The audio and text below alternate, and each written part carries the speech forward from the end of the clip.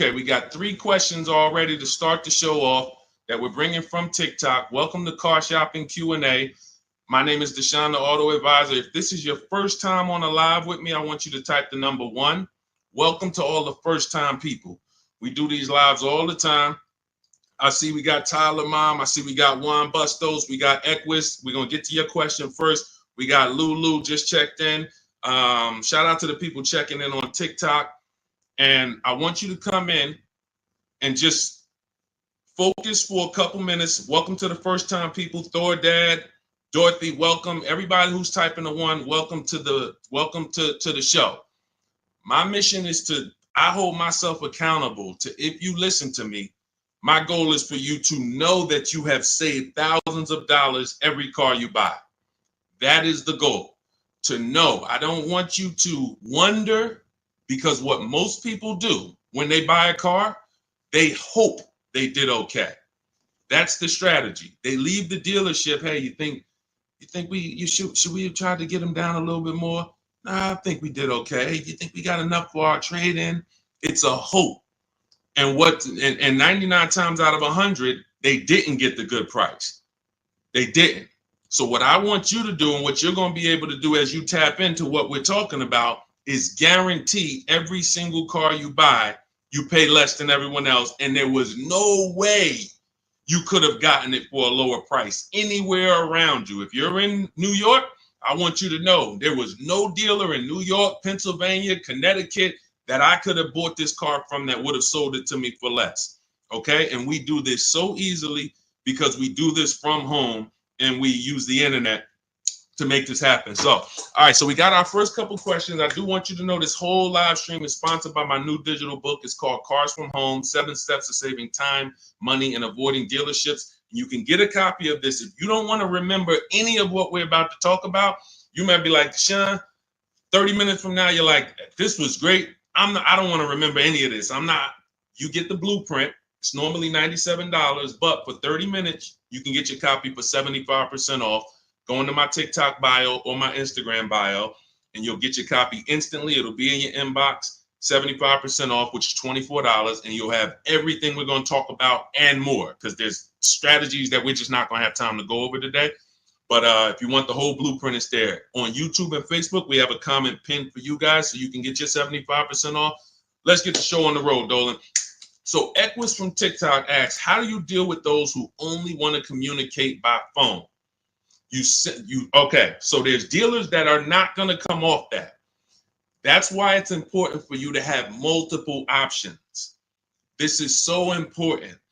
The key to overpaying is dealing with 1 or 2 dealers, because what they want you to do is they want you going into the dealers. You lose all your leverage.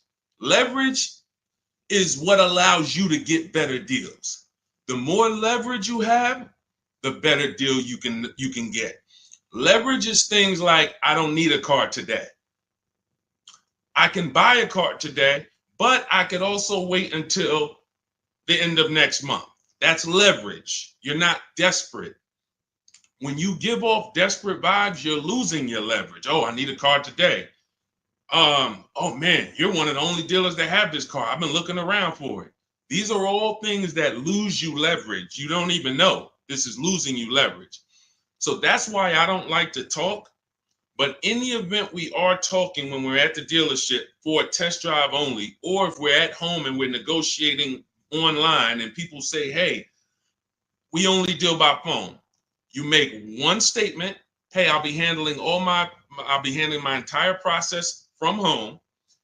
None of the other dealers that I've spoken to have said that.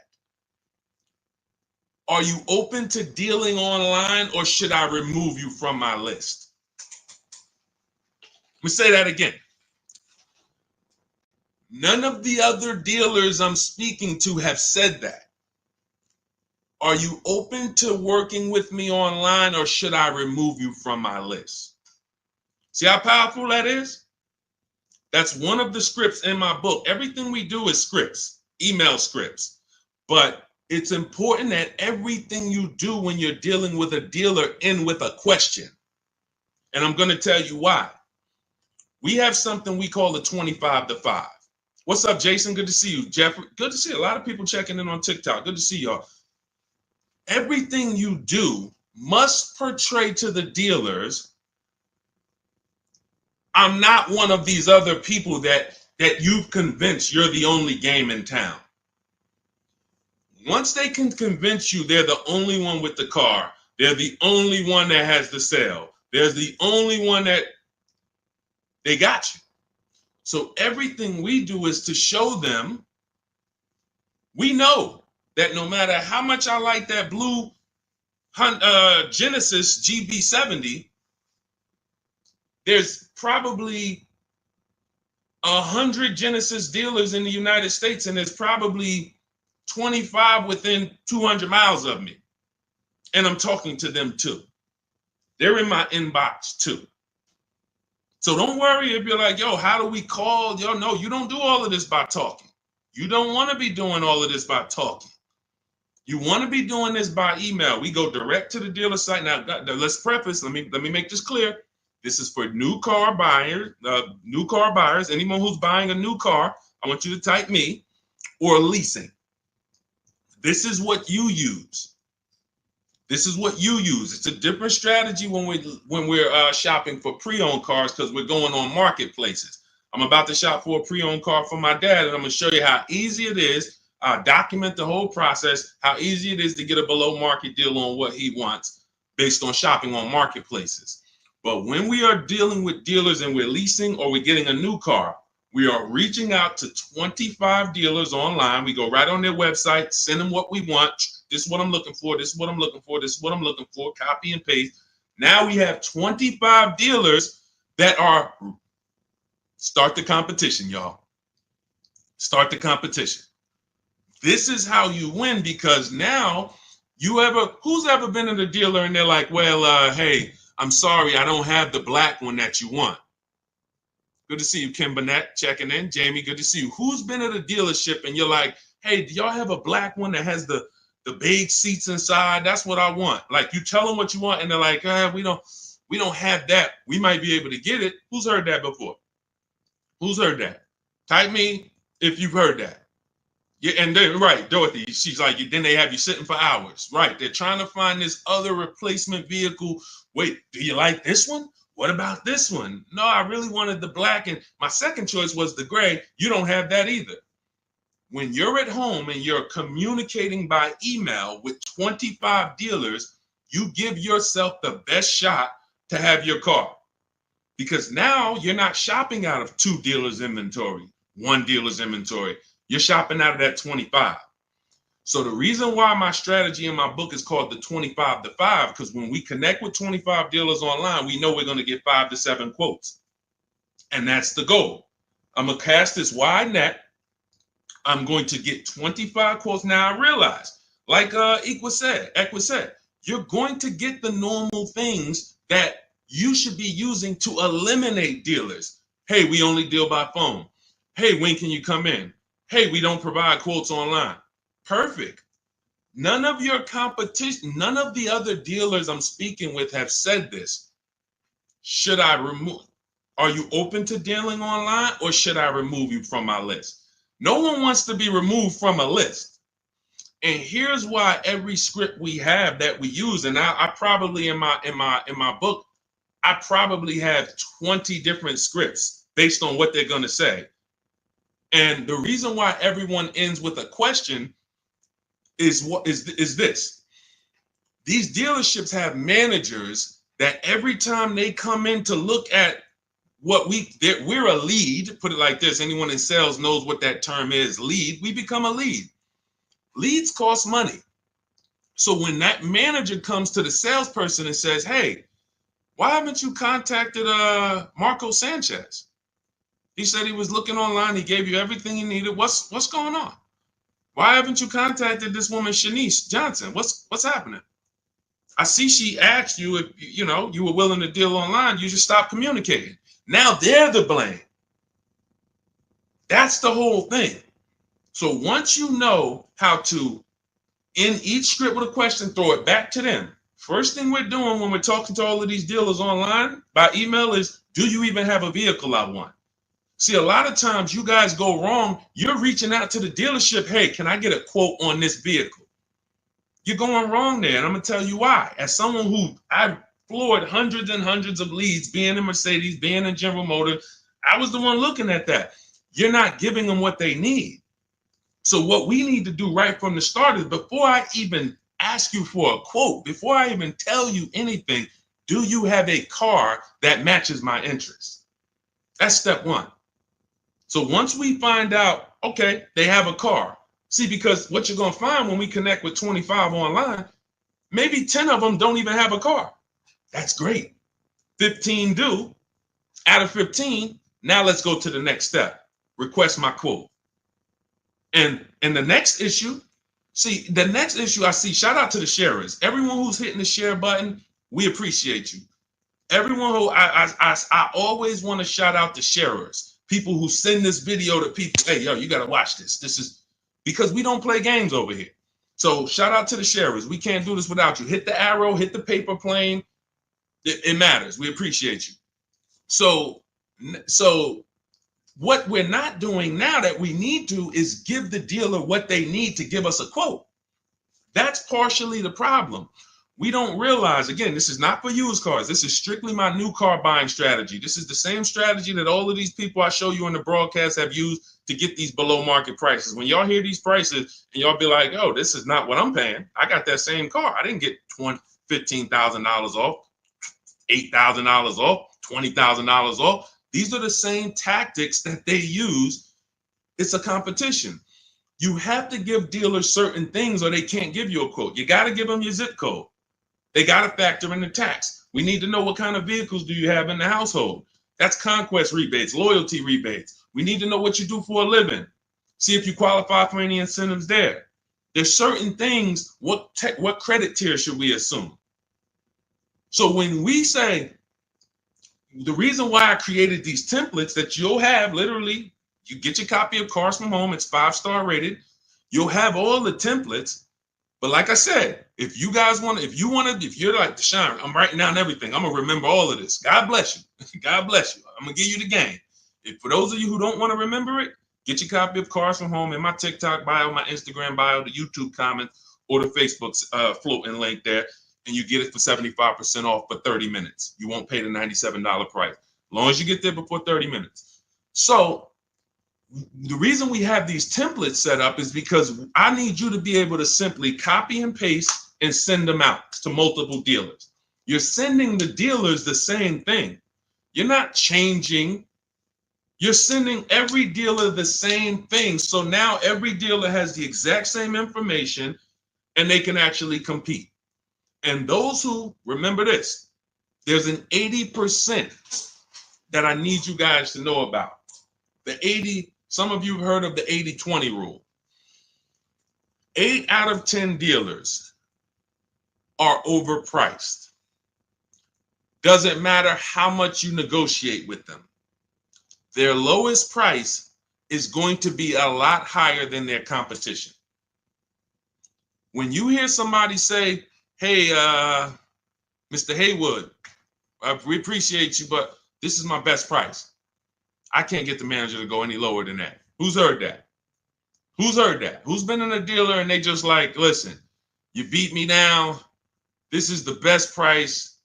I can't get any. You basically still in the car, right? God's anointed. When you heard that, Cheryl, you heard it. Okay, so now, definitely heard that before, right? They're not necessarily lying. What you have to know from this particular point on in your life is that is only your best price. That's not Nissan's best price. People will say, hey, I went to Nissan, man, those cars are high. No, I went to Nissan of Bay Ridge, got a price from them. It was high. One Nissan dealer, these are all independently owned franchises competing. They report at the end of the month who sold the most cars. They get awards for that. Best in class, best in the region. They're competitors. This is the secret to you saving more money than you've ever saved without even trying. Putting the competitors against each other is how you save the money. And once they have somebody who they know is making them compete against their competitors, you're going to pay less than everyone else. It's not even a game. The person in that dealer, if they're at a dealership and they're what we call, I want y'all to remember this, type it if you know, the 80%. Everybody who's getting this point, I want you to type 80% into the chat. That means you're getting it. 80% of dealers, no matter how good of a negotiator you are, they're never going to give you the price that their competition could give you. They're never going to do it. Look, Kimberly got a Maserati not too long ago. It was a $91,000 car. They took off $20,000. The dealer that won her bid was a 20% dealer. See, we got the 80% dealers that don't want to compete. They're going to make sure, yeah, I'll take off $4,000, but I'll leave myself another $3,000. I'll take off $6,000, but I'm not going to give you the $2,000 rebate that you don't know about. Yeah, I'll take off $2,000, but you're not going to know that I'm sitting on another $5,000. I'm not giving that up. That's the 80%. They're not going to give it up. But when you sit at home, you do look like Kimberly did, save 20 grand. Like Sean did, got 20 grand off his F-150. Like we just had, my God, the biggest discount any of my people who follow me ever got that was reported to me was this one. Oh my goodness, she saved almost $30,000. I said, you definitely got the record. Now again, it's different for every car. We never know where the bottom is. This is Milligan. She got it. It was a $79,000 vehicle. She got it for $51,000. Now, in that was $20,000. It was a $20,000 plus discount, a $7,500 rebate. She found a dealer. That's the 20%. That's why we cannot go and look for the 20%. We can't walk in and hope, I wonder if I'm in a 20% dealer. You don't know. The only way you know is you sit at home, you make these dealers compete against each other, and then you see the best ones. Wow, you're a whole lot less. You're the 20%. All of them was trying to overcharge me. That's the key. That is the key. All right. Great question, Equus. All right, let's pull up the next one. I know we got a lot more. I just wanted to go deep on that. Feel sorry for you for buying that Maserati. She leased it, so she's enjoying it. You know, you can say whatever you want to say, but you know, people enjoy it. And what we do, quite honestly, is we take the steps to make sure that the vehicles we are looking at have great public data. That's one of the steps. And step 4 of my book is called Shopping, Not Buying. We actually take these steps to check these vehicles and check the data, check the initial quality, check the reliability. So, you know, she's enjoying her Maserati. Trust me, every day she's enjoying it. All right, go ahead, Dolan. Okay, KLK, good to see you. 2023 Camry XSE under 30,000 miles. What's a good price? We only know by competing. Now let's talk used, because this is a used question. Now let me tell you this. This is very important about recent year used car shopping. This is very, very important. Those of you who you're like, Deshone, I want a used car, but I only want one that's like 1 year old, maybe 2. 2 problems that you need to think of that we need to take seriously.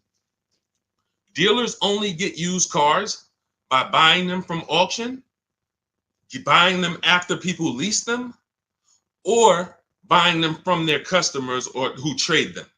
Those are the only 3 ways dealers get pre-owned cars. What do you think the odds are that they're getting a 1 year or 2 year old pre-owned car?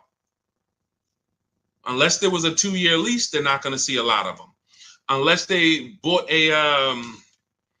unless someone bought the car and said, all right, I don't like it, and came and traded it in 2 years, they're not going to get a lot of them. Problem with that is we don't have pricing to compare it to. See, when we're shopping for a pre-owned car, I'm about to shop for a 2021 Ford Explorer for my father. That's his first choice. I know I have hundreds of vehicles to compare, assess the market, see what the low side of the market is first. When we go in these marketplaces, we need to see what the low side of the market is, where the high side is, and we're targeting the low side. But when we don't have enough vehicles to do that, this is a dangerous zone. Now, let me tell you what could happen. And then I'll tell you what you should do first to make sure you don't get jammed up like this. When you see a vehicle that is okay, let me go back to this big discount example. So you got a big discount. Milligan saves $27,000 off a new Mercedes, right? You guys can see it if you're on Instagram, if you're on YouTube. Even a regular deal where somebody saves $6,000, like Tiffany, she saved $65, almost $7,000. If somebody walks in to buy this vehicle 1 year old, they don't realize that the new market on that vehicle is almost $7,000 off. So they might look at a $44,000 vehicle that was originally $45,000, but today it's a 1 year old one. It has 8,000 miles on it. We're asking $35,000. All right, could you do 34? Because the new ones are 44. The new ones are 44. So maybe I could buy a 1 year old one for like 35. Okay, so all right, I buy it for 35. Problem is, the new market for that vehicle was 37 and change. So for $2,000 more, you could have got a brand new one. Does that make sense? Type locked in if that makes sense. I'm buying a 1 year old version of this vehicle. Sometimes people do this with 2 year old versions. They'll go in and they're like, okay, I see I'm saving $10,000 off a brand new one. I'm saving $12,000 off a brand new one. Well, so I'm gonna get this used one because it's $10,000, $12,000 less. Well, what happens if you could have saved $8,000 off the brand new one? You have to know the market for the new one when you're buying a vehicle that's that recent, that doesn't have a ton of competitors.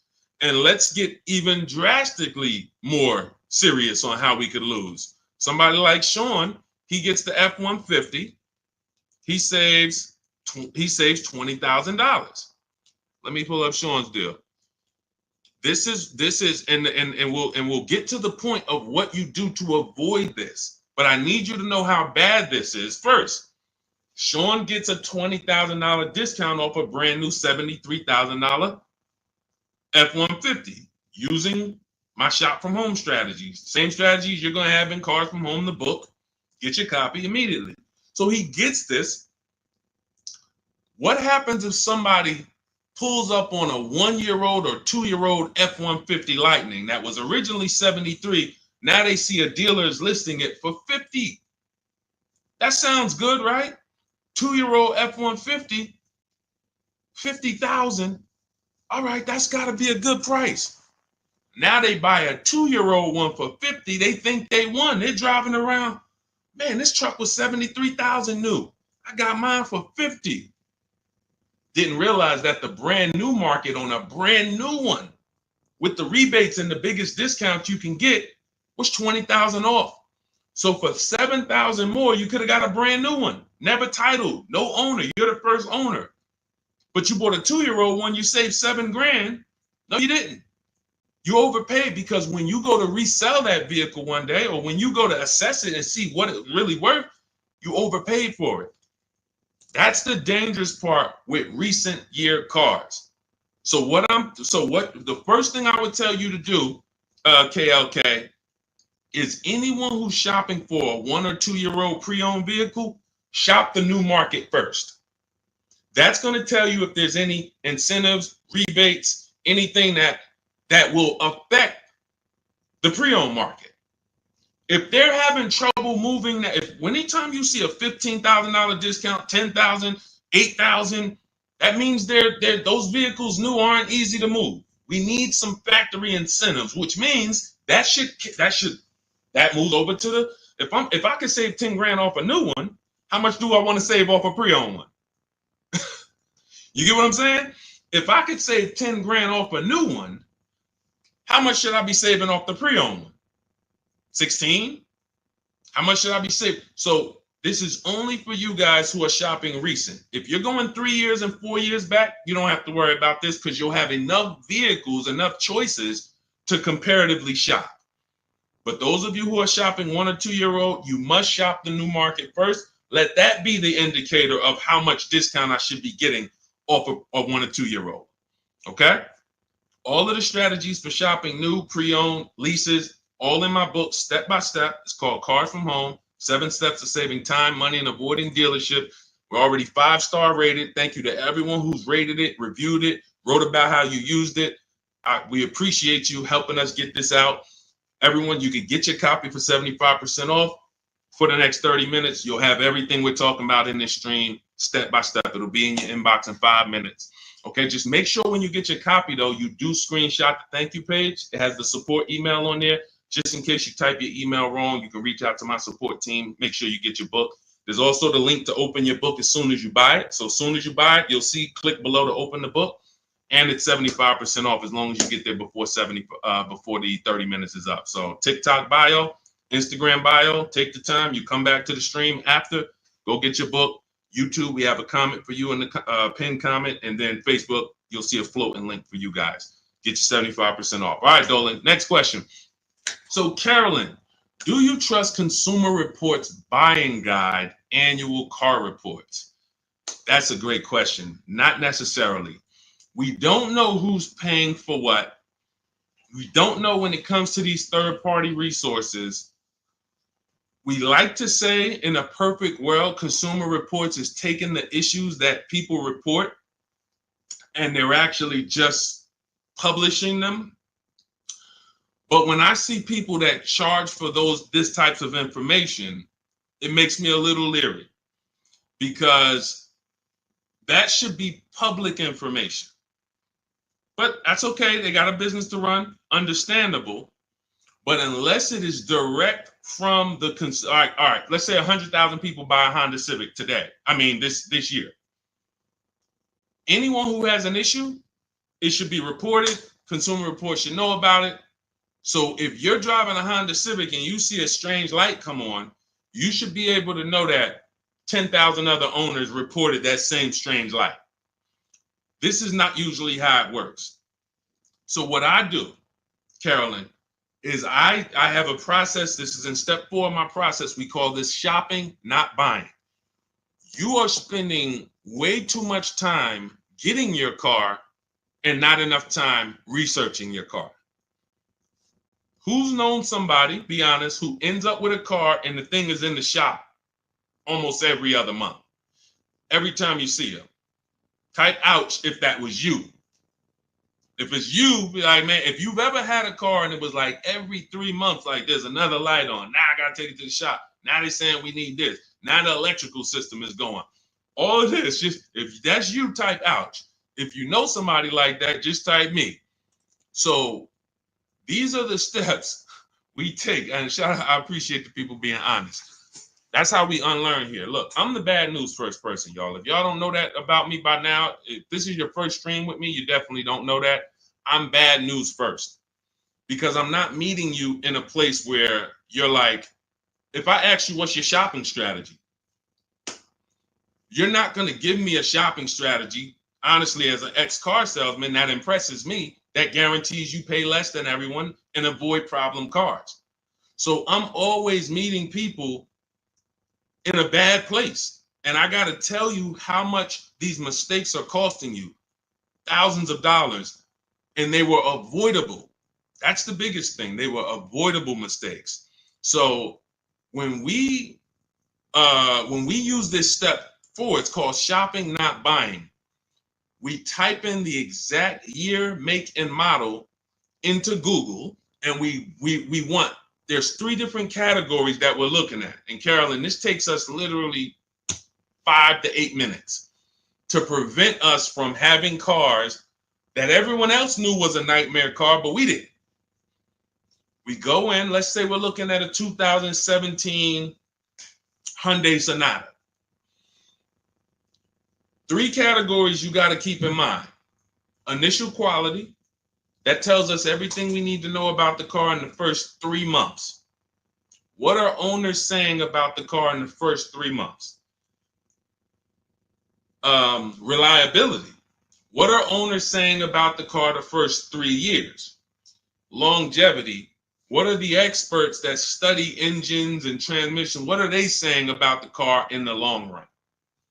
Those are the three categories that you guys burn into your head. If you have my book, you don't need to burn them. Initial quality, reliability, longevity. These are three totally different data points. So we go in, we type in 2017 Hyundai Sonata initial quality. That'll tell us when it was new, what were they saying about it? Were they saying it was an electric problem? Were they saying this car has less than normal quality? Okay, and we just skim Google. That's it. Skim those first couple articles. You don't even need to go to the second page. Do not go to any dealership or brand sponsored site. So if you're looking at a 2017 Hyundai Sonata and you like, don't go to Hyundai of Westmount, see their little blog article they wrote about it. No, you want third party independent people, skim it. Then we type in 2017 Hyundai Sonata reliability. Skim the articles. Any red flags? Any red flags? Then, if you're buying a pre-owned car, those of you who are leasing, you don't need to do this. But if those of you who are buying a new car or buying a pre-owned version, you want to type in 2017 Hyundai Sonata longevity. 8 minutes. 8 minutes. To prevent. I've had people that's like, man, Deshone, once you told me about that quality search, the vehicle I was looking at, I had to eliminate it because they were saying it has electrical problems. That year. That particular year, because sometimes the 2019 has electrical problem, the 2020 is fine. That means the manufacturer took the steps, saw the reports, saw that the reliability was lower than normal, people were reporting it, and then the following year they corrected it. Who's heard never buy a car the first year it comes out, or never buy a car when it has a new engine, or a new electrical system, or a new transmission? This is what happens. So that's why each year is important. But this is how these little things, see, because some people look and be like, Deshone, how long does it take you to get these deals? How long does it take all of these people to get these deals? When you're good, 90 minutes. Your first time, it'll take you about 2.5, 3 hours.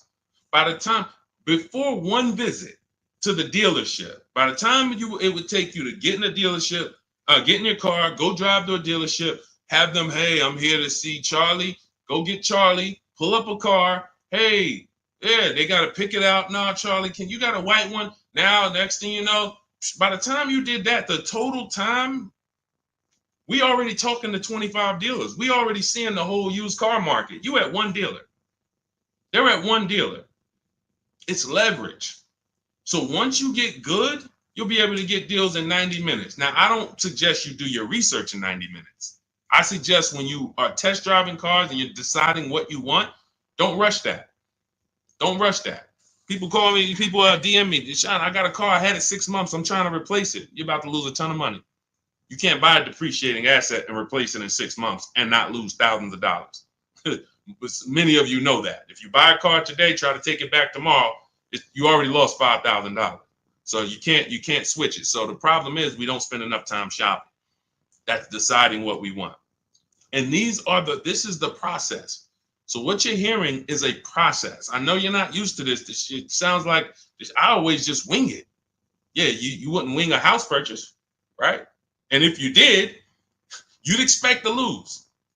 I could wing my house purchase. I don't really care. Just, boom, here's my application. All right, now home inspection, all that. All right, now they told me it was bad. You just wing it. How would that turn out? But the second most expensive purchase of our lives, most people out there winging it. So when you come over to this world, you no longer are winging it. You're following a predictable process of making sure I'm paying less than everyone and making sure I get quality vehicles. Okay, so no, Carolyn, I'm not going to say I don't trust Consumer Report, but I would certainly add to my research and do those three searches that I just talked about: initial quality, reliability, longevity. Any car we buy, we're going to do that to make sure that we're not getting a bad car. There's no guarantees, but it definitely is us taking the steps to see where the data is, to try to protect ourselves from a bad decision. Go ahead, Dolan. Next question. Tons of people you get a good price. I teach you to get a good price. You get a bad car. You lost. You know what I'm saying? Sharon, good to see you. My son has a 2002 Chevy Blazer. We're trying to purchase a used SUV as possible without making payments, maybe 10,000 or less, or maybe more. Any thoughts?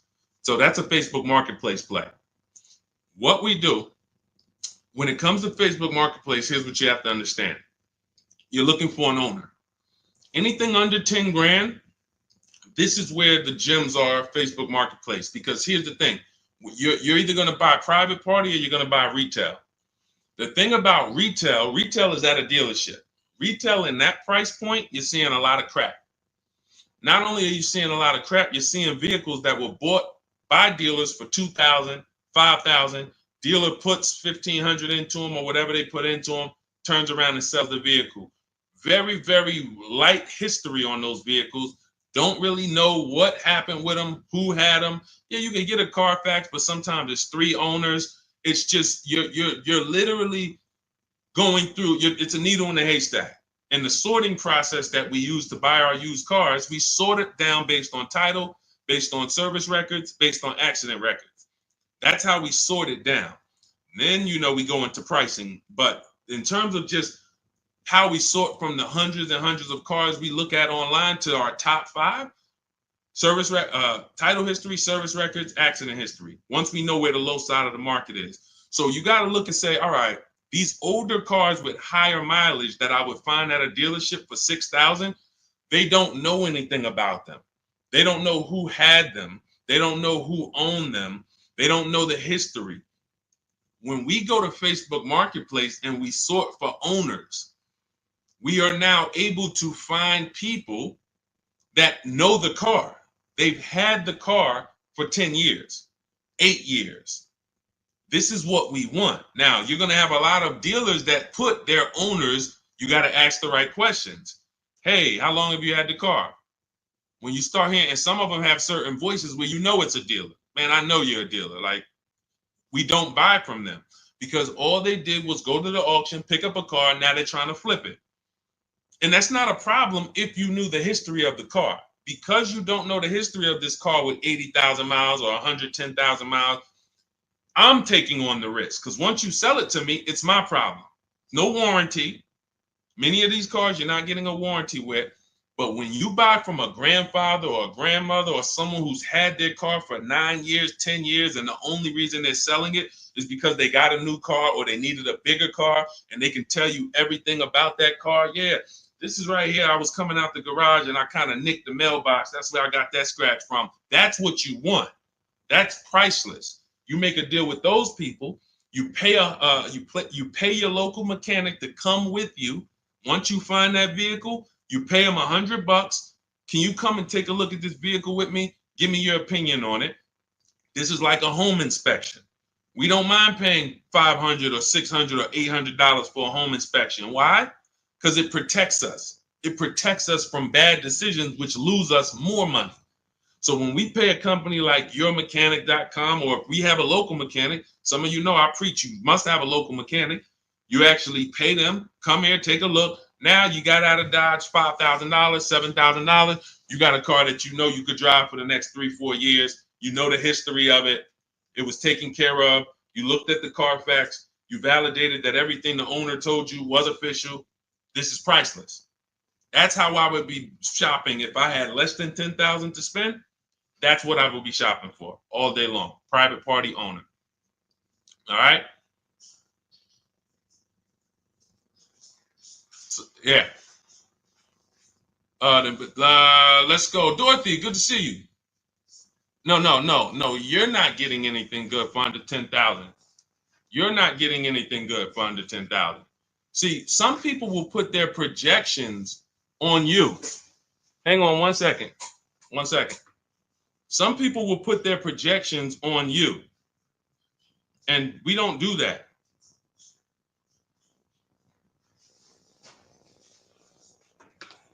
Hang on 1 second, y'all.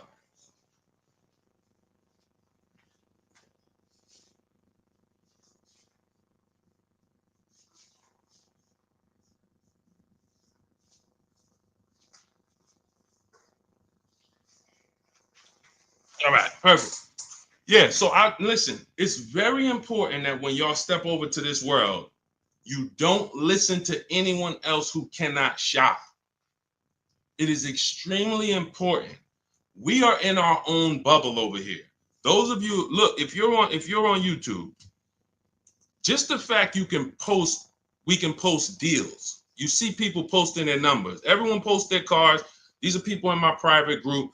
Anyone who wants to know about my private group, you could go with shopwithdeshone.com. It's in my bio.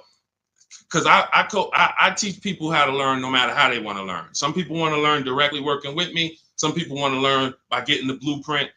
I don't care how you get it, but get it. Here's the point. You notice everyone here that I'm showing post their deals. They post the numbers. No one that you know posts their numbers when they buy a car. All they do is post the car, because the car they like. The numbers they don't really love. They're not confident in them. So when you hear people that project their beliefs, there's no deals out here. What's going to happen is that's going to be like a bubble for you. That's going to, because there's no deals for you. You don't know how to get great lease deals. You don't know how to get deals that are, you see those commercials? The leases are so expensive. You don't know how to not pay those prices. No one that we lease, look, Ansley got a $58,000 car, $554 a month, no down payment. 99% of the people we shop with get leases, no down payment. They don't even put a down payment down. Same thing with purchases. Everything in my book is teaching you how to shop with no down payment, because that has nothing to do with the deal you get. A down payment has nothing to do with the deal you get. If you walk in right now and there's a $40,000 car and they sell it to you for $50,000, here's a $40,000 car. I'm gonna sell it to you for $50,000, but you don't have to put any money down. Is that a deal? No or no? No or no? So you have to understand that as you learn to shop, everyone around you who doesn't know how to shop, they're struggling. That's why I'm welcoming all the people that's locked in. We've gotten over 10,000 books delivered this year. That's 10,000 people that have a blueprint for how to pay less than everyone else. But 60 million people a year buy cars. So we realize. So what I want you to understand is, anytime you're moving with these cars, you're going to see just blood around you. You're going to see people who, my God, I can't believe this. They would never show you their contracts. Look at your car. Oh, I see you got a new car. Hey, how much you paying for that? And listen, I don't want to talk about that. They don't want to talk about that. You have to be aware that that's what the world is doing. But that ain't what we're doing. That's why I show you dozens and dozens of people. Every page you visit, whether it's my book page, shop from my home page, we got videos, other people trying to tell y'all, hey, come over to our world. Because that world over there that's a tough world to be in. Y'all, so stay away from people who try to project their beliefs on you. They struggle. All right, let's go. All right, go ahead. Next question, Dolan. Okay, Dorothy, why do they run your credit with all these banks? Well, first of all, you let them. So you got to understand, you're letting them. We use something called the bank bidding war.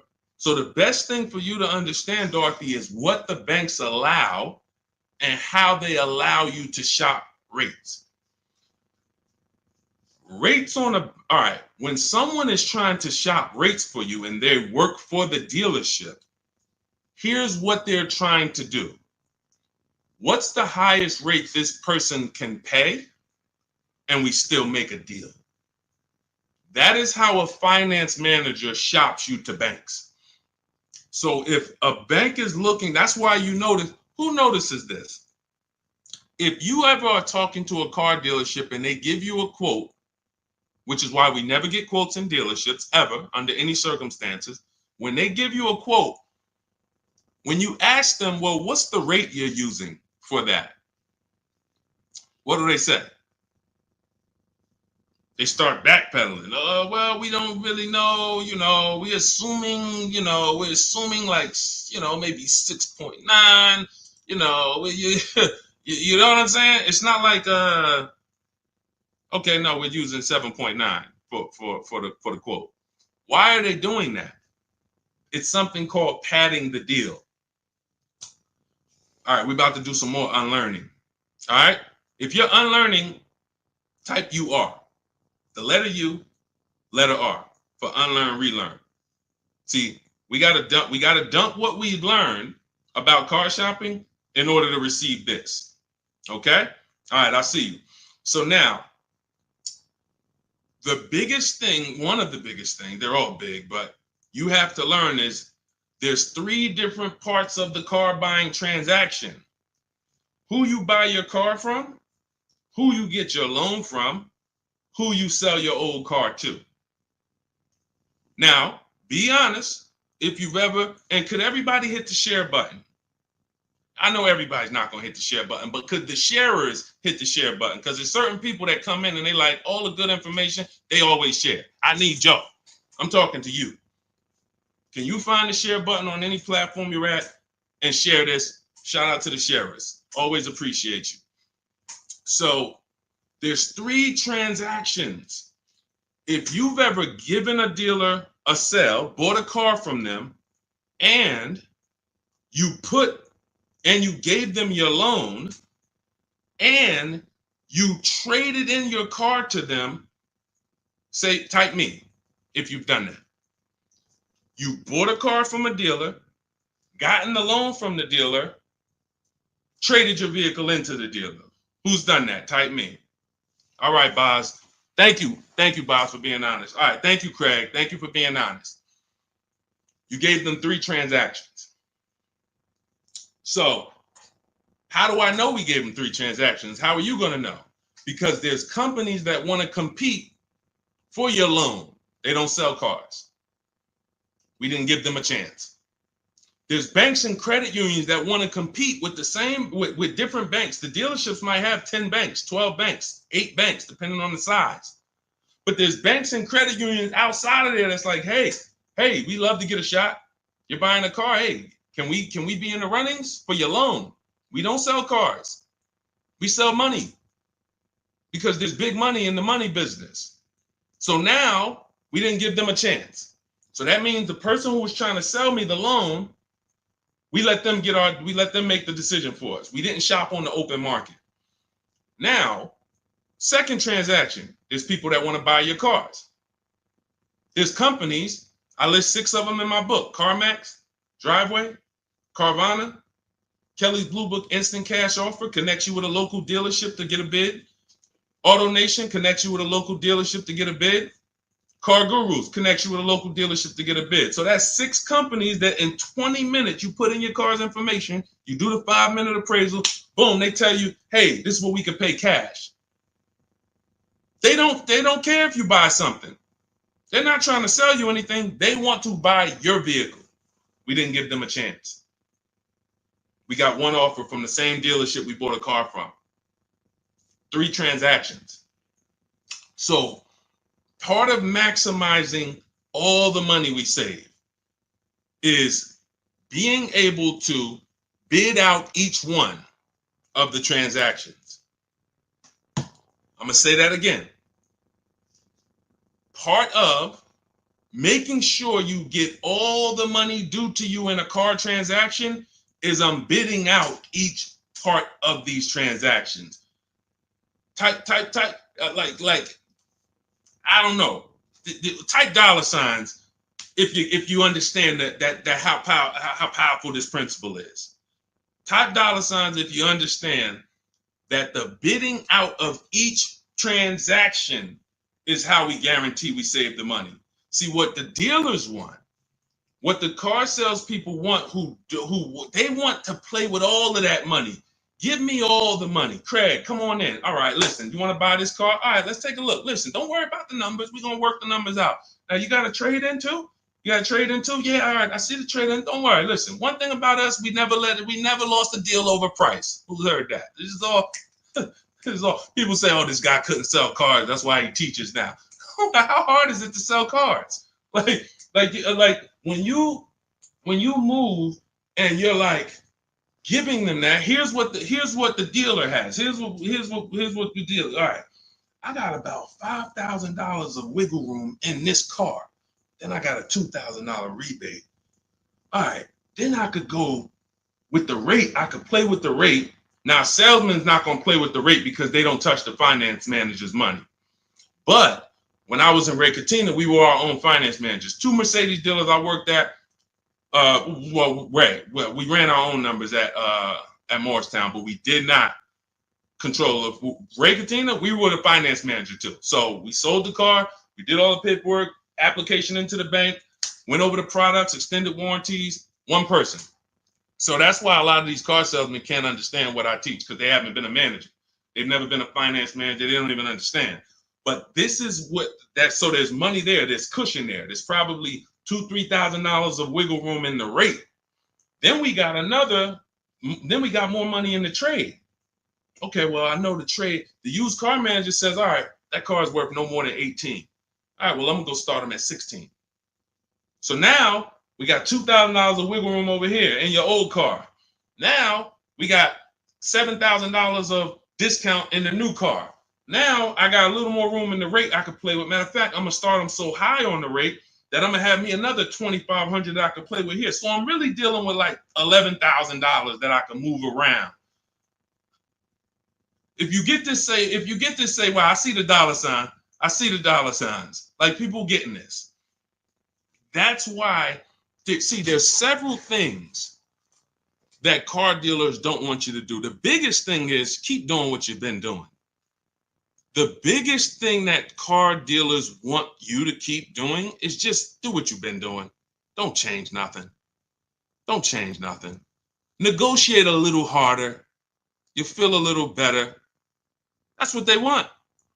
The last thing they want you to do is separate your transactions, bid them out online in minutes. I'll know what my trade is worth. I gotta do that for my mother's lease coming due. I'll be doing that, recording these videos because we document this. I document this for my people in Cars from Home Done With You. They see me shop. They're shopping with me, because I need cars too. That's the beautiful thing about what I do. I need cars, so it's like every time I buy a car, I just document it. People who follow me, people who work with me personally, just follow the same steps, get the same result. It's not rocket science, but I'll know in 20 minutes if she has any equity in her lease. Last lease, when prices were up, we sold her car. She made $10,200. Now, everyone was making money if you were selling a car. I was telling people in 2021, 22, cash out. You're never going to see this again. I don't care what car you got. Sell it, cash out, put $7 grand, $10 grand, $12 grand in your pocket. People were getting out of negative equity deals because every car was worth $10,000 to $12,000 more than the normal price. Now the thing's back to normal. But we check for equity. This stuff takes minutes. This stuff doesn't take hours to do. We're on computers. We can visit this website, type this in. Oh, thanks. Got my equity. That's what dealers don't want you doing. Separating your transactions, bidding them out online, letting multiple people compete for your business. They can't stop it. There's nothing they could do. That is literally the car salesman's kryptonite. I used to do a masterclass, and I would talk about the 2 fears of every car salesman. And I don't care, the best car salesman in the world. I mean, I've sat next to people who make, there's some of the best in the world. Some of the people I've sat down with at Ray Katina, when I worked there, was Yankee Stadium. Guys making $300,000 a year, $350,000, the consummate professionals. Kryptonite was customer won't come into the dealership, customer makes us shop competitors, makes us compete against competitors. That's all my book teaches you to do. Not going to the dealership unless you're test driving, make them compete. Exploits the 2 fears of every car salesman for your benefit. That's it. So all of this is in my book. It's called Cars from Home, 7 Steps to Saving Time, Money, and Avoiding Dealerships. That is literally the name. Cars from Home, 7 Steps to Saving Time, Money, and Avoiding Dealerships. And you can get your copy for 75% off. You won't pay the normal $97 price. It's in my TikTok bio. But you only got 30 minutes. If you visited that site and the timer's down, if it's 2 minutes, once it goes to 0, it's $97. And it's still worth every penny. Go read those reviews on Goodreads. You won't read those reviews and not be like, oh yeah, this book is definitely worth $97. Go hear from your peers. You heard from me. You know, we'll be on here for another couple minutes. I want to answer a couple more questions for sure. But go hear from your peers. Go hear from the people who was like you on a live, met me on a live. Go hear from them. We got them everywhere. We post them everywhere. All right. But yeah, on YouTube, we have a comment pinned for you. If you're on YouTube, you can get your 75% off in the pinned comment. And Facebook, we have a link floating for you guys to get your 75% off. All right. Make sure as soon as you get your book, you screenshot the thank you page. It has the support team's email on there, just in case you type your email wrong. You're doing fast, trying to get back to the broadcast, and then you type your email wrong. Make sure you have the support team's email so they can get you your book. All right, go ahead, Dolan. Pull the next question in.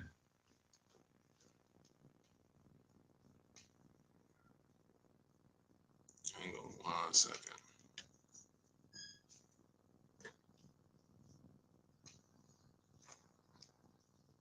All right. Can we pay you to do all of this for it? No, I'm gonna tell you why. One, you wouldn't be able to afford it. It would only be for the wealthy, because a person who's buying a car who appreciates their time is going to pay me and my team $700 to $1,000 to make sure they get a below market deal and show them what the whole market was and shop all of these dealers for them. But they don't realize they're paying for a process that takes us 90 minutes. So when you say, can you pay someone to do it? Unless they're giving you a market report. This is why brokers are ripping you guys off, because anyone who what they're doing is they're basing it off of your fear and your dread, and they're saying, well, just trust me. So you're still giving someone else the same way I just said. You're giving all the car dealers those 3 transactions. You're just giving them to a broker. Get me my loan. Get me this. Don't mark it up. No, unless they're bringing you a market report saying, hey, yeah, we shopped 25 dealers for you. Here was their offers. These dealers didn't have a car. Hey, we shopped the entire used car market for you. Here's the low side of the market. Here's the high. Here's the top 5 that we narrowed it down to. They're doing you a disservice. Here's the offers we got for your old car directly from the people who are going to buy it. All right, pay me my money, and then here, go pick up your car, go sell your car here. What we do takes 90 minutes. Now, I could do it in 90 minutes. As I said in the beginning, you going through the book, it's going to take you 2.5 hours, 3 hours. It's not going to take you more time than you would spend in one dealership. But that's the biggest thing. That's the biggest thing. If this was a 10-hour process, 12 hours, yeah, maybe we charge and we create a team to do this for people. Oh, no, you're going to pay me and we're going to make $200, $300 an hour for our expertise, because you're going to pay us $700 to $1,000 and we're going to get a deal done for you in 90 minutes. So we're really making like $500 an hour, which is fine. But I'd rather teach people to fish than fish for them. Like, we're not building rocket ships here. We're going on websites and we're copying and pasting. Believe in yourself. Go ahead, Dolan. Let me make sure I get this. Okay, Cheryl, do you get the upgraded version in the same link that you bought the book before? No, you get the okay, so if you bought Cars from Home, anytime I update the book, I update the master file. I'm glad you asked this question, Cheryl, because I didn't even mention this. This is just more value that I give to the people that take action. I've updated that book probably, originally it was called Car Shopping for People That Hate Car Shopping. So some of you have that version. And then I updated it, created Cars from Home. What I did is I went into the master file, replaced it with the new version, and everyone who went and opened that book, they were like, oh, wow, the name has changed. Oh, wow, this content has changed. Oh, wow. This is what we do. This is why I saw somebody in the comments says, is there any way to get a physical book? A physical book, you would have to pay every single time a website changes. Vroom went out of business. Vroom used to compete to buy our cars. Vroom, every time we have 8 marketplaces we shop. When we were shopping for used cars, In my book, I have something called the multiple marketplace strategy. We're on cars.com, Car Gurus, Carfax, Auto Trader, Driveway, Carvana, CarMax, and eBay Motors. We're on 8 marketplaces. Vroom used to be there. It used to be 9. Vroom went out of business. If you had a physical book, what happens now? Now you got to wait for volume 2. Oh, here's the new version. Now you're paying again. We went right into the master file, took Vroom out, updated it. No one saw Vroom again. These are things we could only do with a digital book. Some people go digital for their own reasons. They make a digital book for their own reasons. Cars from Home is digital because it's the best way for it to be. I link you to scripts. If you're reading and you're not able to open the scripts and copy and paste, you click a link, you open all my, when you contact dealers, new cars and leases, there's a link you hit, open my scripts up, and you copy and paste them. You should be on a computer.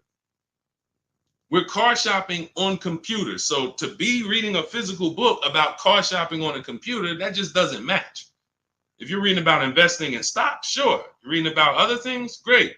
But we're car shopping online. The book should be online. So that's it. And anyone who has the book knows there'd be no way for that to be a physical book. I link you to certain videos. There's all types of stuff, bonuses in there, surprises, but wait, there's more. But not charging you for it. You're buying it and you're like, whoa, I didn't know he got videos in here that he links to. That's just all we do. We want to be the most valuable company to the car buyer. We take that very serious. Go ahead, Dolan. Yep, got mine. Good. I see you. Shout out to everybody who got their copy. Enjoy it and use it. Use it. What's up, Gladys? I need your help for my 24-year-old daughter that needs an affordable used car for work commute. We are in Raleigh, North Carolina. Max is $5,000. What I want you to do, Gladys, I want you to go to the YouTube or the Facebook replay. If you're on Facebook, I want you to watch this broadcast, but I need you to go about 20 minutes back, 30 minutes back. We had a woman on here who asked a similar question. Her budget was $10,000 max, and we went over a whole strategy for her. I want you to watch that, use that exact same strategy that we gave to her, okay? Because I don't want to just go over that. We went too into detail for me to just repeat it and go through all the things because some people heard it. Jeff, he said, where do I locate the link? The link is in my TikTok bio. Click that picture of me. Same thing on Instagram. Click the picture of me. That's going to take you. You'll see a website there. And in that website is a link to activate the 75% off. You'll see 75% off new book, 30 minutes only. Go there, get your book, come back to the broadcast. Okay? And then on YouTube, we have the comment and check the comments for your link. And then on Facebook, we have a comment floating for you guys, a link floating for you guys. So get in where you fit in. Okay, Anna, I went to the dealership and they wanted to sell me a car for $40,000. The price was $25,000. They were charging 11.99% interest.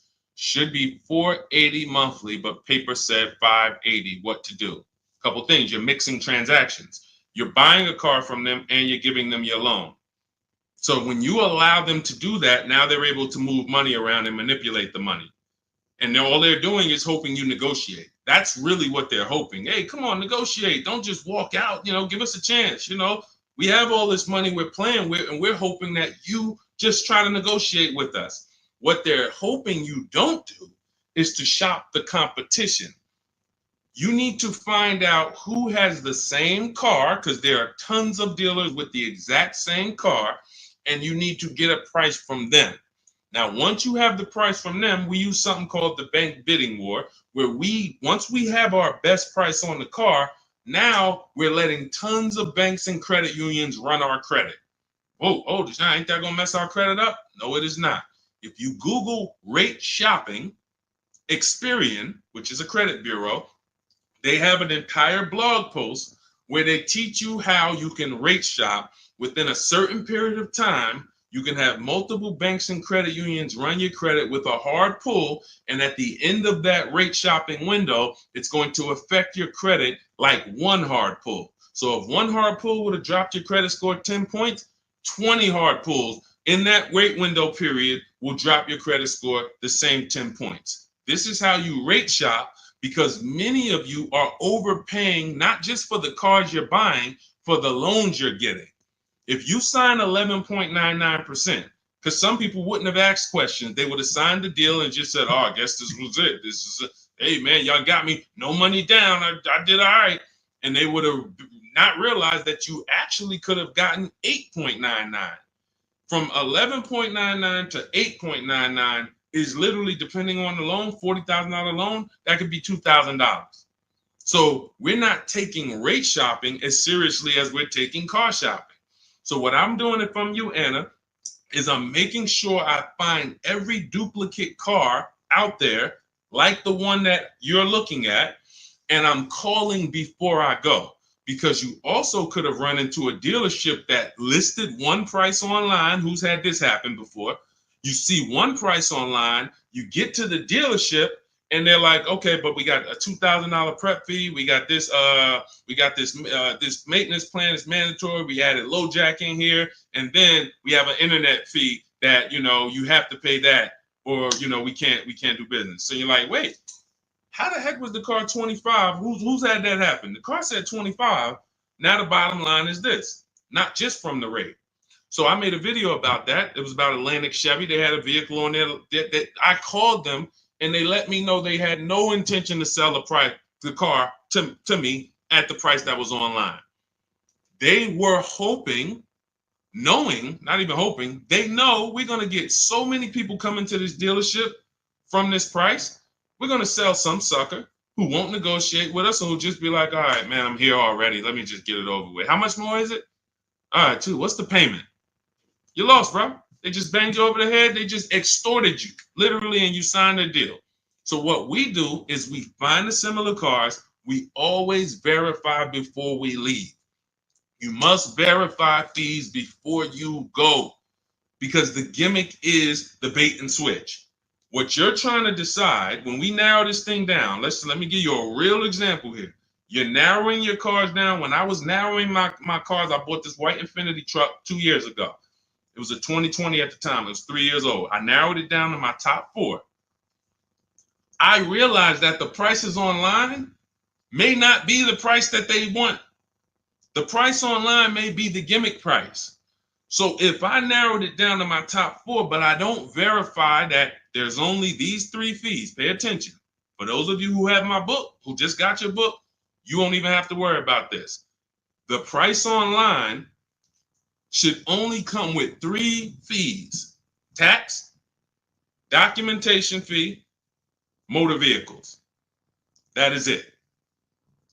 Tax, motor vehicle, documentation fee. How do I know every single other fee is a scam? Because I've worked at several dealerships in 14 years, and not one of them had any fees other than those 3. So when we hear prep fee, internet fee, marketing fee, dealer this fee, motor vehicle fee is your license plate, your title, and your registration. Somebody said, what's motor vehicle fee? DMV fees. Yep, DMV, exactly. That's it. So anyone who's an honest dealer, when you call them and say, hey, I see the price online here, I just want to verify, what fees do you charge other than what I'm seeing here? Hey, tax, title, and documentation. Perfect. You're still in the running. Once they tell you, oh, well, we got to, if you read the fine print, you see we charge everyone $1,800, but what we do is we add a warranty in-house. Okay, no problem. That's okay. Let me make a note of that, because that doesn't eliminate them. I'm going to tell you why that doesn't eliminate them. You might be the lowest price and you have a $1,000 bogus fee. It's bogus. But we do something that no one else does. All the things we're talking about, no one else does. Some of you like, Deshone, what are you talking about? No one's doing this, what we even talking. But when I started looking at how people buy used cars, I said there's one important thing that no one is doing. Type a letter U if you bought a used car in the past. I'm going to tell you guys we're getting ready to drop a bombshell, right? And some of you who have the book, you already know this. We're getting ready to drop something real big on this. See, if you've ever bought a used car, okay, I see you, Boz. I see you, Ian. Anyone who's ever bought a used car, see, the reason why I have to have you volunteer your information, because you're the one who's like, Deshone, I know you're about to tell me that I lost some money and I'm willing to take it because we ain't going to do it no more. So I appreciate you. You guys are the action takers. Not that everyone who doesn't comment is an action taker, but we got a good amount of people who just, you're the action takers. So like, you're the ones who like, I'm willing to hear the bad news because I need to get better. So I said, okay, how do we guarantee we're getting a good price on a used car if we don't know what it was when it was brand new? Let me give you a real example of this. We're going back to our scenario. We narrowed this down. I narrowed my Infinity trucks down to my top 4 choices. All of them were in a similar price range.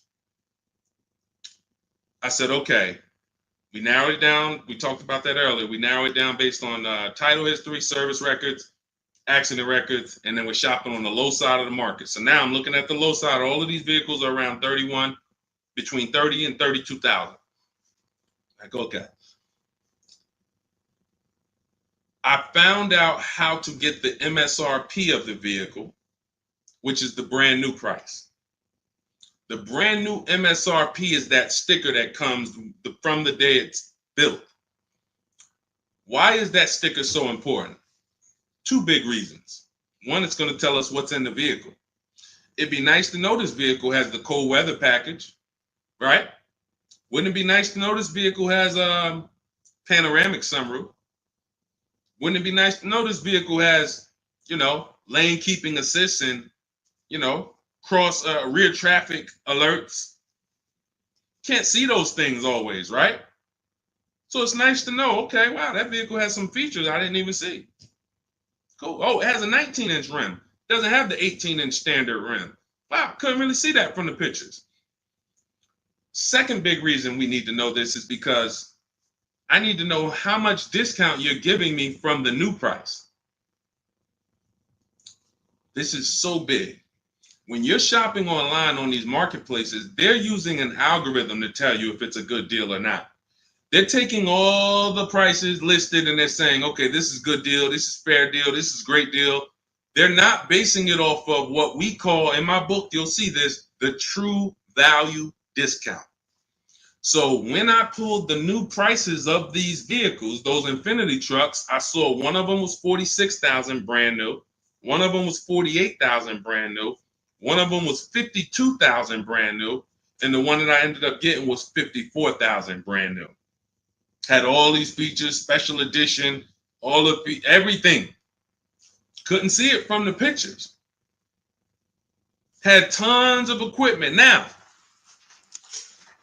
notice how that changes everything. I'm looking at a car that's 30,000, 30,005, 31,000, 31,008. They all look like close. You see how we just separated them real quick? Like all of this. And see, what happens is when you're not getting the true value discount, which is based on the new price, how much discount? You're picking the wrong vehicles. You're picking a vehicle, oh, well, he's 1,000 less, so let's go with him. But what if his vehicle is 6,000 less equipment? Type $ if you got that. There's nothing more. 2 big things when we're buying used cars. Quality vehicle. We went over that in the stream. Reliability check, initial quality check, longevity check. Service record, narrow it down. Title history, service records, accident history. Okay, that's quality. That's how we make sure we don't get a good car at a good price, but a bad car. So quality checks, we must do those. They take minutes. It's easy to do, 8-9 minutes. Boom, all right, my quality checks are done. My narrowing it down check. We don't buy a car that doesn't have service records. Tons of service records. This is how we eliminate stuff. How do we eliminate? How do we start with 80 cars on the marketplace and narrow it down to a top 5? Easy, because we're looking. Okay, can't get a Carfax here. Okay, boom. Oh, no service records here. Oh, there's a big gap. No oil changes for 30,000 miles. All right, they're out of it. Then we're narrowing it down, but that's quality. When we get to price on used cars, we are verifying it. We have to assess the market, look at the low side, narrowing it down to our top 5 on the low side of the price range. And then once we look at the prices, we need to get the new price. Verify there's no bogus fees. But sometimes even with the, give you an example, the truck I bought, the one I bought, it was 54,000 brand new. This is how important this is to understand that even that dealer could have said, hey, well, we got $1,000 prep fee. No other dealer had it. But when I take the brand new price of it, when I divide, and I have a calculator in my book that does this for you. You literally type in the asking price, 31.8, divide that into the new price, which was 54.5. We can see we're paying 58% of what the new car price was. 3-year-old vehicle had 26,000 miles at the time. I got a 42% discount. That's how we're judging it. That's how we're judging it. See, because all the other Infiniti trucks, if I'd have took the one that was 30, let's say I took the one that was 46,000 brand new, divided that into 50, into their asking price, let's say it was 30. Okay, wait, hold on. 52,000, no, asking price divided into MSRP, which is 46, 65. That's only a 35% discount. That's only a 35% discount. See, this is the true value discount. This is something that's proprietary to Car From Home. We created this stuff. We didn't go and learn this. I didn't learn this from people. We brought this to the market. No one does these things. But now when we're looking at these cars that look seemingly similar asking price, once we know the new price, I could tell, okay, you're offering me a 35% discount from the new price. You're offering me 37%. The one I got offered me 42%. That's the biggest discount. Doesn't matter what the dealer's at. Oh, I don't want to negotiate. Or, hey, I got this fee. It's all about the true value discount, which is the discount from when it was new. And no man, I'm going to tell you, none of these marketplaces are going to do that. I'm going to tell you why they're not going to do it. They get paid to sell cars.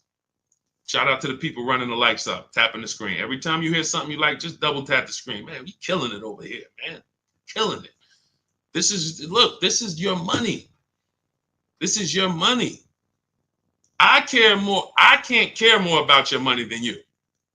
If you care about your money, you're locked in. You're locked in. All I want is people writing me, sending me pictures, sending me emails. Deshone, man, look at this car. Look at what I paid for. I got 5 offers. This is what I chose. I had to drive an hour and a half to pick it up. I love those. Those emails make my day. Those emails make my day. All I want is more money in your family's household that you didn't have to spend. If other people are paying $700 a month to drive a car, I want you driving it for $500. If other people are getting a $2,000 discount, that's the average market value. I want you getting a $7,000 discount. That's it. I don't care about anything else. That's it. So everything we teach, I told you at the beginning of the stream, if you don't want to remember this, and you're like, Deshone, man, give me the blueprint, because we're gonna go over a lot. We didn't even really go into leasing versus buying today. Like we haven't even, like, leasing versus buying. Those of you who are not keeping your cars 8 years, you're losing thousands and thousands of dollars not leasing. You're losing in depreciation and resale value. And, we have to take an entire segment and go over you were taught that. That wasn't a decision you made. Or you chose a bad lease. You knew you drove 15,000 miles a year, but you got 10,000. I've had people say that. Yeah, I knew I needed like 18, but I got 12. I said, if I go over, I'll just buy the car. Terrible. Who taught you that? Who told you to buy a car that you went over miles on? When you lease, they give you what's called a residual value. That's what you could buy the car for at the end. That residual value is usually not a good price. In most cases, that's not a good price.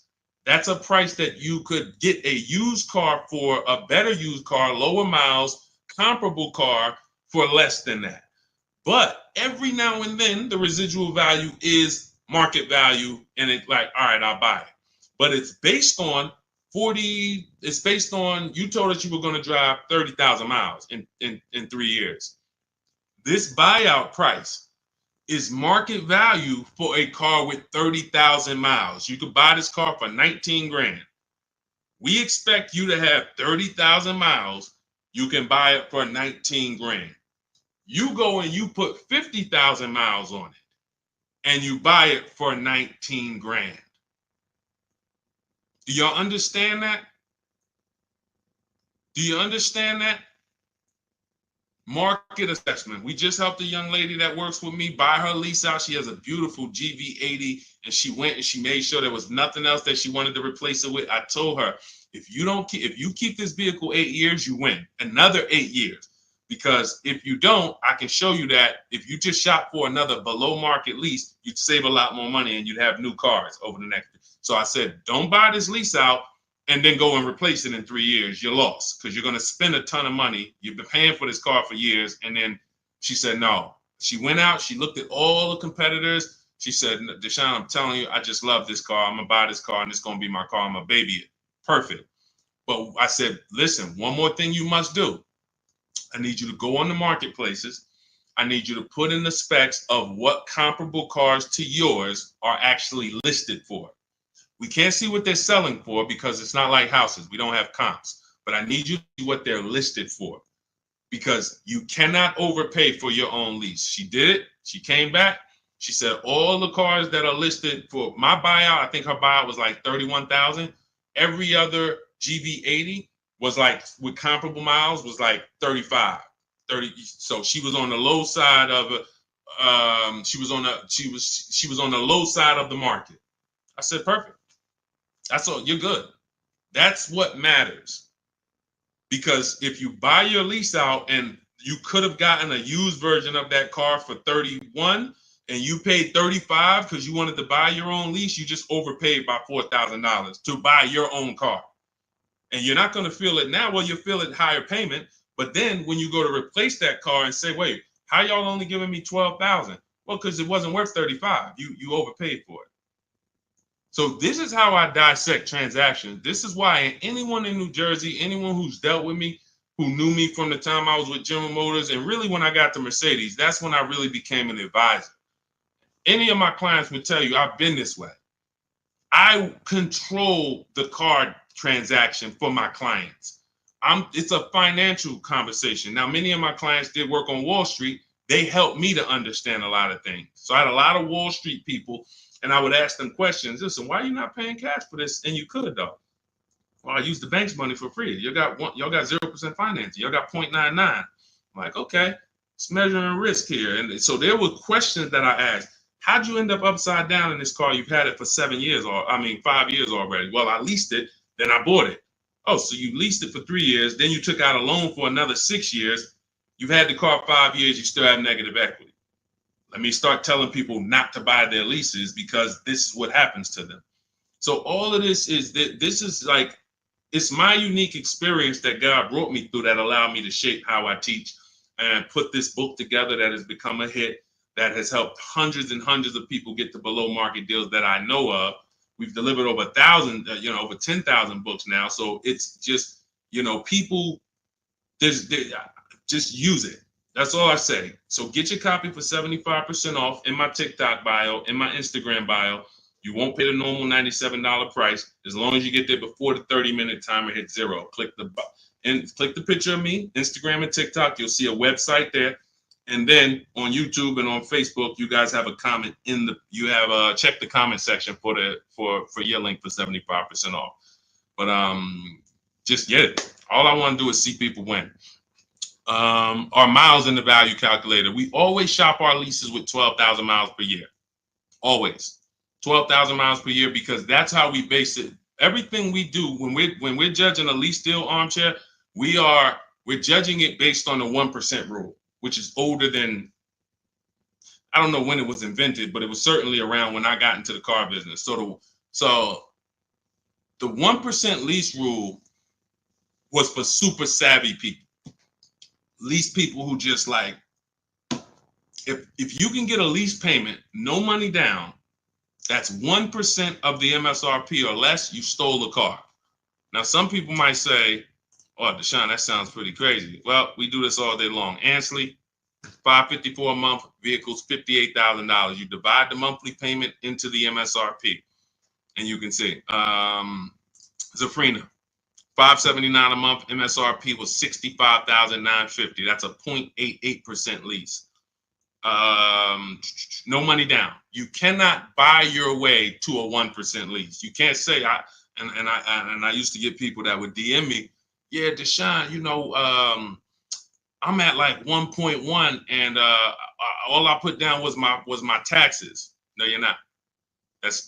You're not at 1.1. No money down. Your first month's payment only. My first month's lease payment is all we're factoring in when we're getting these offers. First month's lease payment divided into the MSRP, 12,000 miles per year. Shopping my best offers. That's how you judge a 1% lease deal. Teddy, $73,000 BMW, $856 a month. That's a 1.16% lease deal.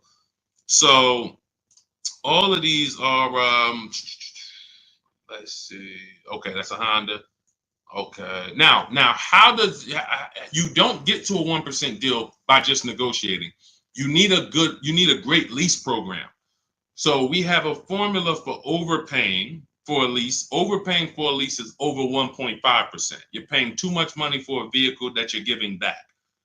Too much money. When you add up all the payments, oh yeah, absolutely. We lease with no money down. That's all we do, Antonio.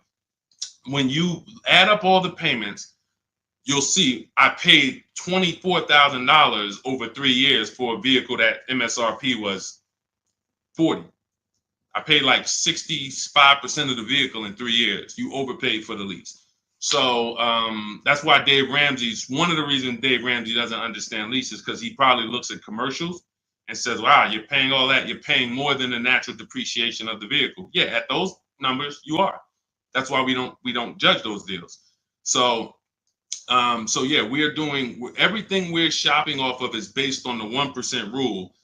Which is a steal. Anything under 1%, you stole the vehicle. Like great value, but you need a great lease program to get there and big discounts. So we're going to using our process, using what you'll learn in the book, using what you learned in this stream, you can get multiple offers and get big discounts. But if they don't have a lease program that has a good residual, a good money factor, rebates, then you're going to fall somewhere in between 1.2, 1.5. The closer to 1.5 after you get all your offers, you must get 5 offers. You can't walk into an 80% dealer and they give you a 1.5% lease and you're like, well, I guess this is the best. No, once we get 5 offers, we can see, okay, clearly this best offer is 1.4. But we have other higher offers, 1.6, 1.7.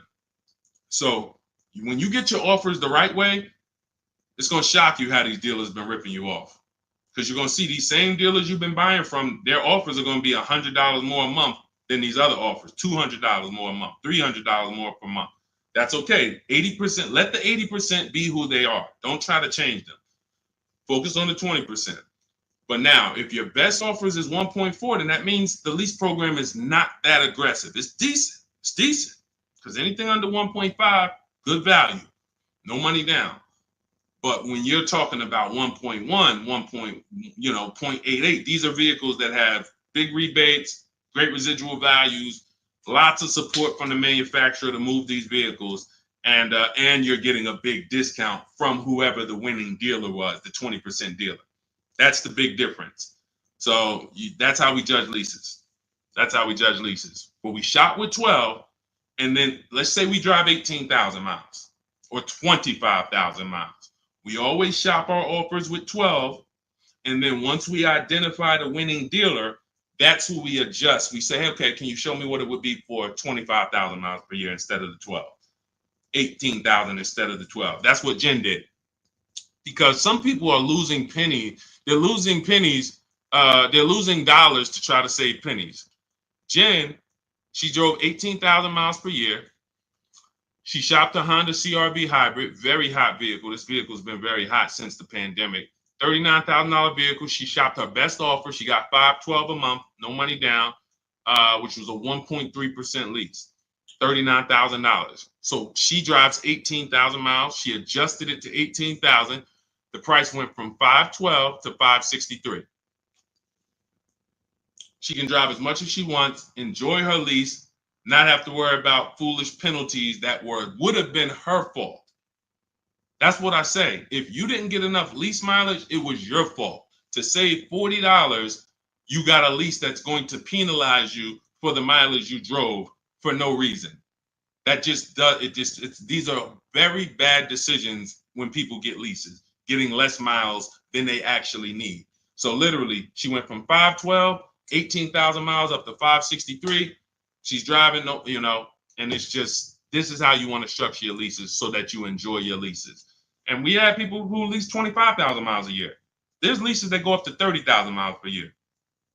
The key is, if you're not keeping your cars 8 years, you should be leasing. It's not even a question. These pennies, people are paying cents on the dollar to drive new cars. A $500 payment on a used car, that's a $25,000 car. Can't compare that to driving $40,000 cars for the same payments and all of that. Oh, we just can't. All right. So I think we went deep today.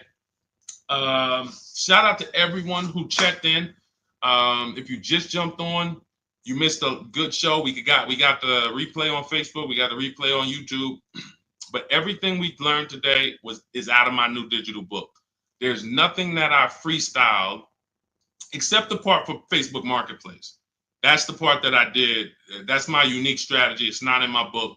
When we're buying private cars, we put that to the side, that buying from an owner. But everything else is out of the new digital book, Cars from Home, 7 Steps to Saving Time, Money, and Avoiding Dealership. That's going to teach you how to get below market leases, below market purchases, below market used cars, every high mileage driving technique that you need to take into account. And you do it from the bank bidding war, making banks bid for your business, doing it the right way, all 3 rounds. All of that is done from home, 90 minutes, 2 hours. You're going to have people fighting for your business. It's hard not to save money when tons of people are fighting for your business versus you going into a dealer and begging, fighting. Come on, take another $1,000 off. Come on. So you can get your copy for 75% off. It's normally $97. And it's worth every penny of $97. It will say this will be the most, I'd say top 3 most valuable books you've ever bought. Guaranteed. I don't care what other books I got a lot of books in my library. I cannot tell you a lot of them that have made me money and saved me money. Couple. Tony Robbins' book on money. Yeah. All these other books, yeah, they've helped me in other ways, but I can't tell you that I'm richer or I have more money in my bank account because of them. This will be one that will save you more money than, it'll be in your top 3. So get your copy in my TikTok bio. If you're on Instagram, click the picture of me, click the link in my Instagram bio. If you're on Facebook, click the link in the comment section. If you're on YouTube, click the link in the comment section. Get your 75% off. Get there before the 30-minute timer runs out. And make sure you send me your success stories. Every time you get your cars, I want to hear about it. DM me. I love to see people winning when it comes to these strategies. And stops I say armchair, I already got it. Shout out to you. Use it, win, share it with family. I don't care. I'm not even off that. 60 million people buy cars. We got 10,000 books in the market. Like, if you could share it, I don't care. I'm not on don't share the book. Look, at the end of the day, they don't know me. One day we'll have software out and people will know Cars from Home, and then everyone will use it and it'll be software that everyone can use. But for now, we got to save our people. People are getting once you get your first car using Cars from Home, if anyone even shows you what they're paying, if you're willing to look at your neighbor's deal and say, oh man, you're going to be like me. You're going to be like me. You're going to not want to tell them because you don't want to make somebody feel bad, but you're going to be like, well, next time, just use this book, man. I'm going to send you this link. This guy, he created this whole thing. He used to be in the car business. Just use this next time. Just use this. It's blood. It's blood in the street out here, man. Car dealers making more money than they've ever made. And all they want you to do is just keep shopping the same way. Don't unlearn that. So that's why a huge part of what we do over here is you got to unlearn. You got to unlearn. If you're not willing to let go of what you've been programmed to do, you can't win. But if you're willing to unlearn that was the way they programmed you to shop because it was for their benefit. Once you unlearn that, oh, we could win all day. We'll be winning for the rest of our lives with cars. All right. So shout out to the new followers. Shout out to everybody. Could everyone hit the like button before you jump off? It does matter for the algorithm, so more people can find the replays. Just hit that like button. If you're on YouTube, share with a friend. We appreciate you. I'll see y'all in the next stream. You already know.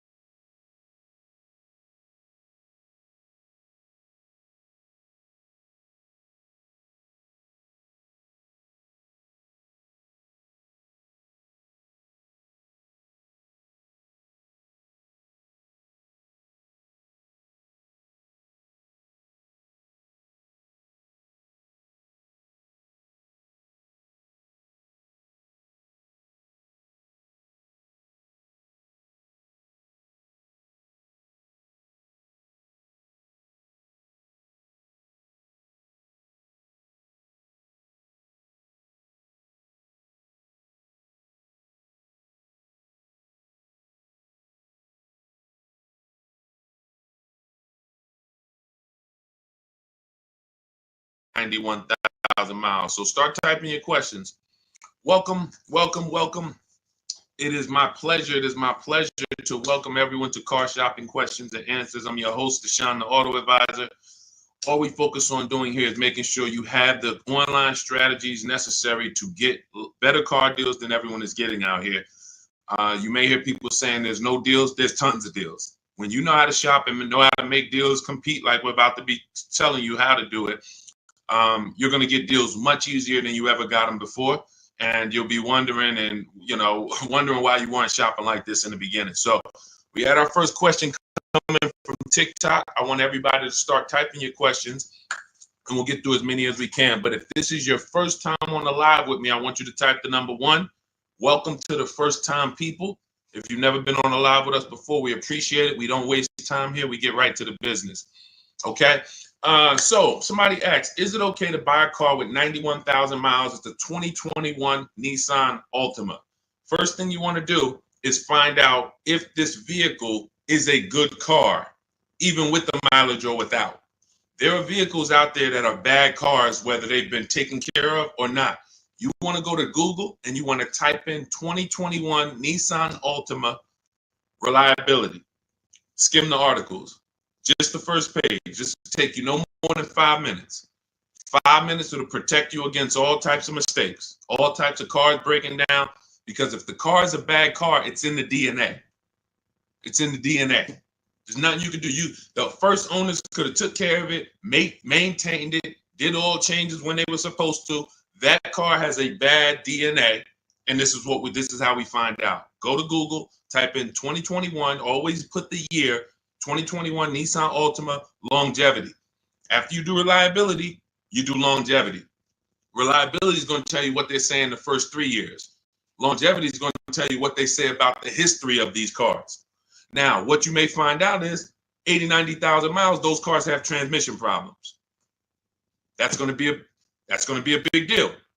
Doesn't matter if you see in the reports on Google, first page, these cars typically have transmission problems around 80, 90,000 miles. You're looking at one with 91,000 miles. Isn't that important? Yes or yes? Yes or yes? That's why we do these checks. So you want to make sure that. Now, after that, we narrow these things down based on title history, service records. These are the most important things you need to be looking for to make sure you're getting a quality car. We're not talking about pricing yet. Pricing means nothing if you got a bad car. You get what I'm saying? Who cares about, I got a good price on the car if the car is in the shop every 3 months? Who cares, I got a great price on this car. I paid less than everybody. It was a below market price, but it's breaking down on me every 6 months. So these are the steps we take to make sure we're not getting a bad car. longevity check, initial quality check on Google, and then we're narrowing our search down. These cars better have great title histories. We don't want rebuilt titles, salvage titles, frame damage titles. Now we move into service records. That's why we only do Carfax. Carfax is the only vehicle history report right now that shows you service records. You do not want to buy a vehicle that has gaps in service. Doesn't matter what they tell you. Oh, I changed it myself. I changed the brakes and oil myself. Sorry, not good enough for me. That shouldn't be good enough for you either.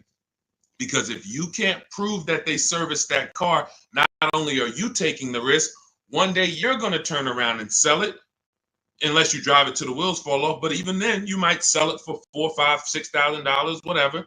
You don't have service records. That hurts your resale value. Versus getting a car that was serviced, taken care of. Thank you, Joe. Now you get it, you service it, take care of it. Now 7, 8, 10 years later, you're selling it to the third or fourth owner, and they can see service records from the moment the vehicle was bought. So these are the things, and this is everything I'm teaching is inside my new digital book. Some of you have Googled it. It's called Cars from Home. 7 Steps to Saving Time, Money, and Avoiding Dealerships. It's 5-star rated all over Goodreads. Thank you to everyone who's written a review about it or rated it. So you can see it. You can get your copy of the book for 75% off. That's my welcome offer. That's my book launch offer. 75% off for 30 minutes. You go to my TikTok bio, click the picture of me, go to my Instagram bio. You'll see a website. Get your 75% off, get your book, and then come back to the show. And make sure after you get your book, you screenshot the thank you page, because it has my support team's email. Because sometimes you'll type your email too fast because you're trying to catch trying to get the 75% off, and then we can't email you the book.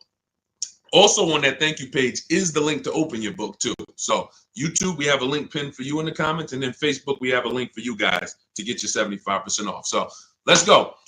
I see we got a lot more questions coming in. Go ahead, Dolan, pull the next one in. These are simple things to do. Party man, good to see you. Is it better to pay money down or trade a vehicle in on a new car? Great question. Party man asks, is it better to put money down or to trade a vehicle in for a new car? Now, there's a curse word he just used. Some of you, if you've been on the stream before, you know the curse word. What's the curse word? Let me see if anybody on here, he just used the word that we don't use. And I want you, big part of unlearning is learning to is unlearning what they've taught you to do. The car business has taught you to do. There's a word we don't use. Yes, thank you, Kenyatta. Trade. I love my people who locked in. I can tell my people who locked in. They either in the book or they on the stream. We don't use the word trade. Good to see you, Mama B. Here's why we don't trade. You don't get anything. All right, let me give you an example. Let's say I want to get rid of this iPhone. Trading it, would I get more money trading it, or would I get more money listing it online to sell it? Selling it or trading it? Which would I get more money for? I want to type in the comments. And some of you who are new to the stream, you got to stay by your keyboard because we're active here. You don't accidentally save $5,000, $6,000, $10,000 on cars. You got to be locked in. So dialogue. Thank you. Sell. Thank you, Mama B. Thank you, Party Man. Thank you, Stephen. See, so that is a basic premise that you now know. Now, what they told us in the past is if we wanted to sell our cars instead of trade them, we had to sell them privately.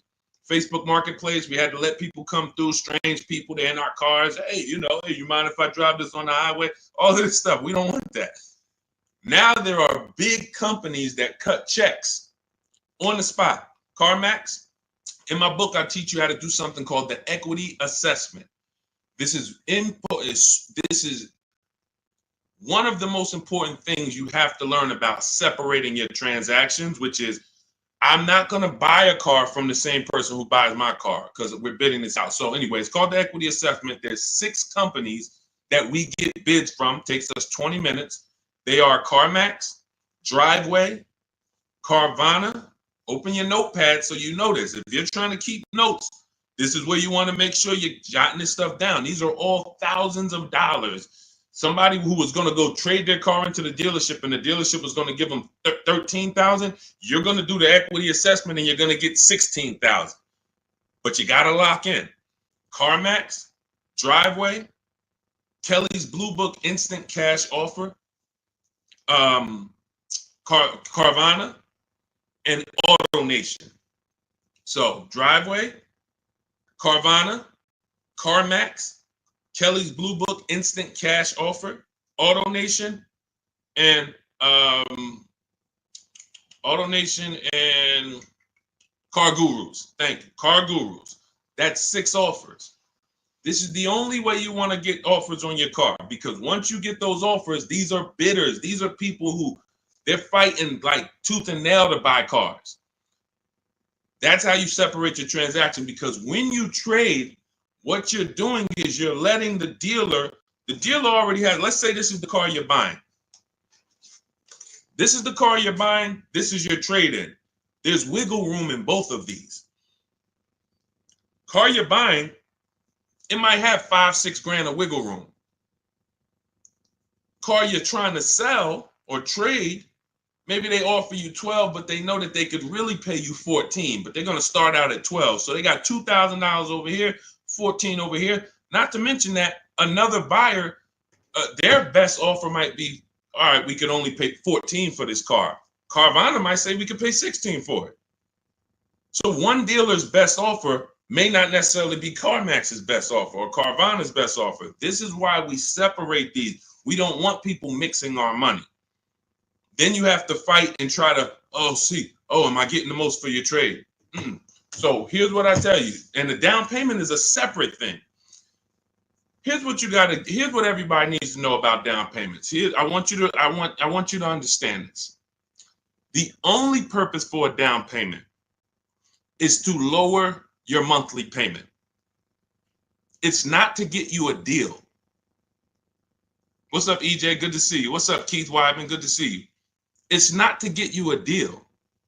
A down payment, see, we can't, unfortunately, most people, you guys know, I'm the bad news first person. Welcome to the first time people. You're going to understand. Deshone is the person who gives us the bad news first, because if he doesn't give us the bad news, we're going to think we're doing okay, and we're just going to mosey on and keep doing what we've been doing. I have to give you the bad news of how much money you've lost by not selling your cars to companies by trading them. I have to give you the bad news of how much money you've lost by not understanding leasing. I have to give you the bad news of how much money you've lost by not getting banks to bid for your loan instead of just giving the dealer the loan. I got to give you the bad news first, but I don't leave you there. I give you the new strategy.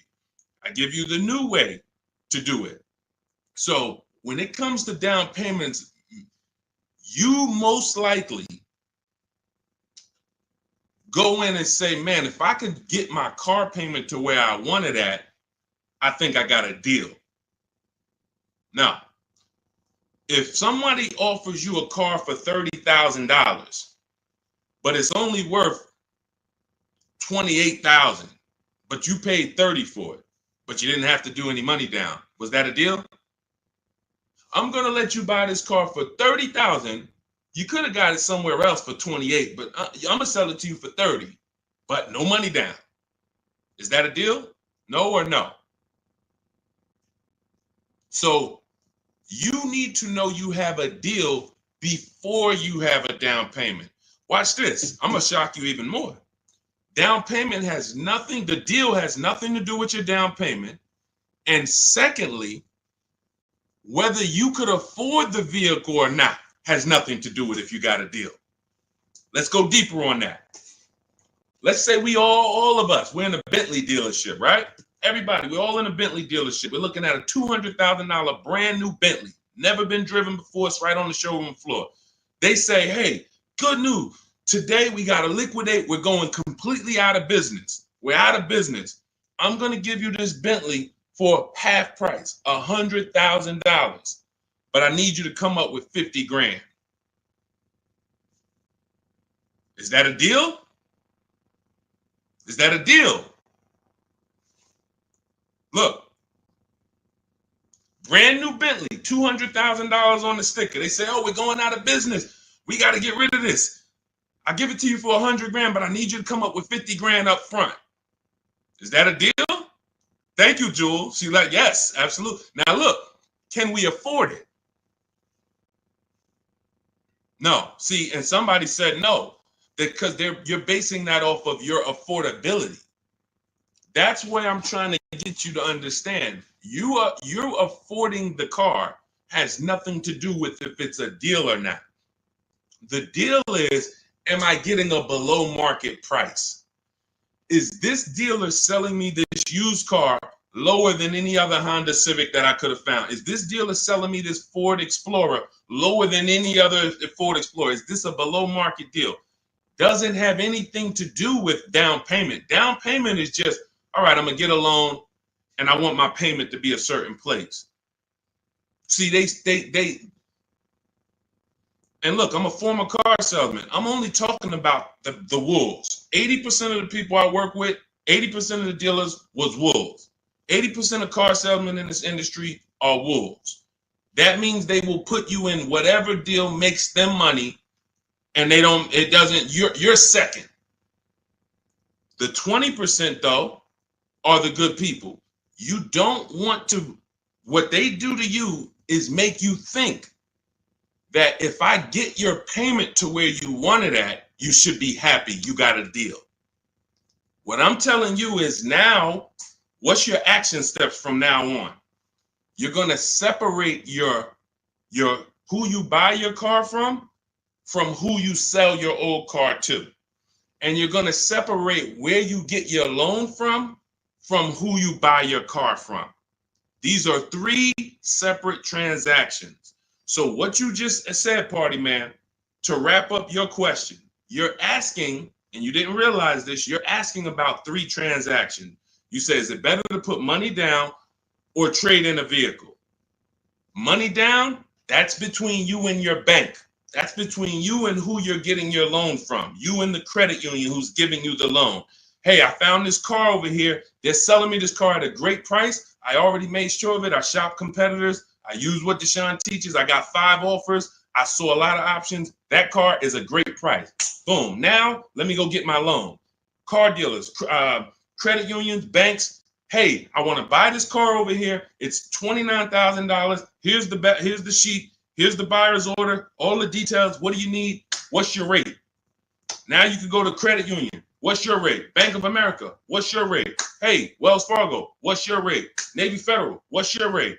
Okay. Bank of America, you're the best. Now, what's my payment on that car? Well, right now your payment's going to be about $609 at that price, financing it with no money down. All right, I think I want my payment to be around $500. How much do I have to put down? Well, you're going to have to put down about $6,000. You're working this out with the bank, not with the dealership. If you're working out your payment with the dealership, they control your loan and the car they're selling you. Type $ if you get that. Anytime you are working out your monthly payment to purchase a new car or a used car, and the dealership is giving you your payment, you have let them they are controlling not just the car they're selling you, they're controlling your loan. We don't do that anymore. Find your car, get your loan, sell your car to CarMax, Driveway, Carvana, or one of these people. We've had hundreds of people do this. And this is how you maximize your equity. And this is how you make sure you're getting the best price. We don't mix these. Great question, David. He said, what about hard inquiries? In my book, I teach something called the bank bidding war. Now, what you've been taught, don't let a bunch of people run your credit. Do not let a bunch of car dealers run your credit. The bank bidding war, anyone who wants to verify this, you just go right to Google. Type in rate shopping, Experian. Experian's a credit bureau. They have an article, they literally have a blog post that they wrote telling you that within a certain period of time, they say 14 days to 45 days. So we do it in 2 days. When you get my book, you'll see the bank bidding war blueprint I give you, teaching you how to make banks and credit unions bid. Takes 2 days, sometimes 1 day, because we do it after we solidify our best deal on a car. Now we're getting bid. if you do it within the rate shopping window, you can have 10, 15 dealers run your credit, and it's going to affect your score like one hard inquiry. So if one hard inquiry would have dropped your score 10 points, 15 banks competing would drop your score 10 points. But what the banks want you to do is the banks want you to just hey, come get your pre-approval here. Who's realized that pre-approval is the buzzword over the last 2 years, 3 years? I'm gonna get pre-approved.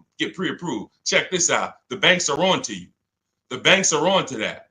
So what they wanted to do to keep you from shopping their competitors, that's the whole game. If you're not seeing it already, we're 15, 20 minutes into this stream. If you can't see, the game is from dealerships and from banks to keep you from shopping their competitors. Now, what do? Get your pre-approval here. Now, they used to offer pre-approvals with a soft pull, but now they're like, you know what? Let's start locking the people in.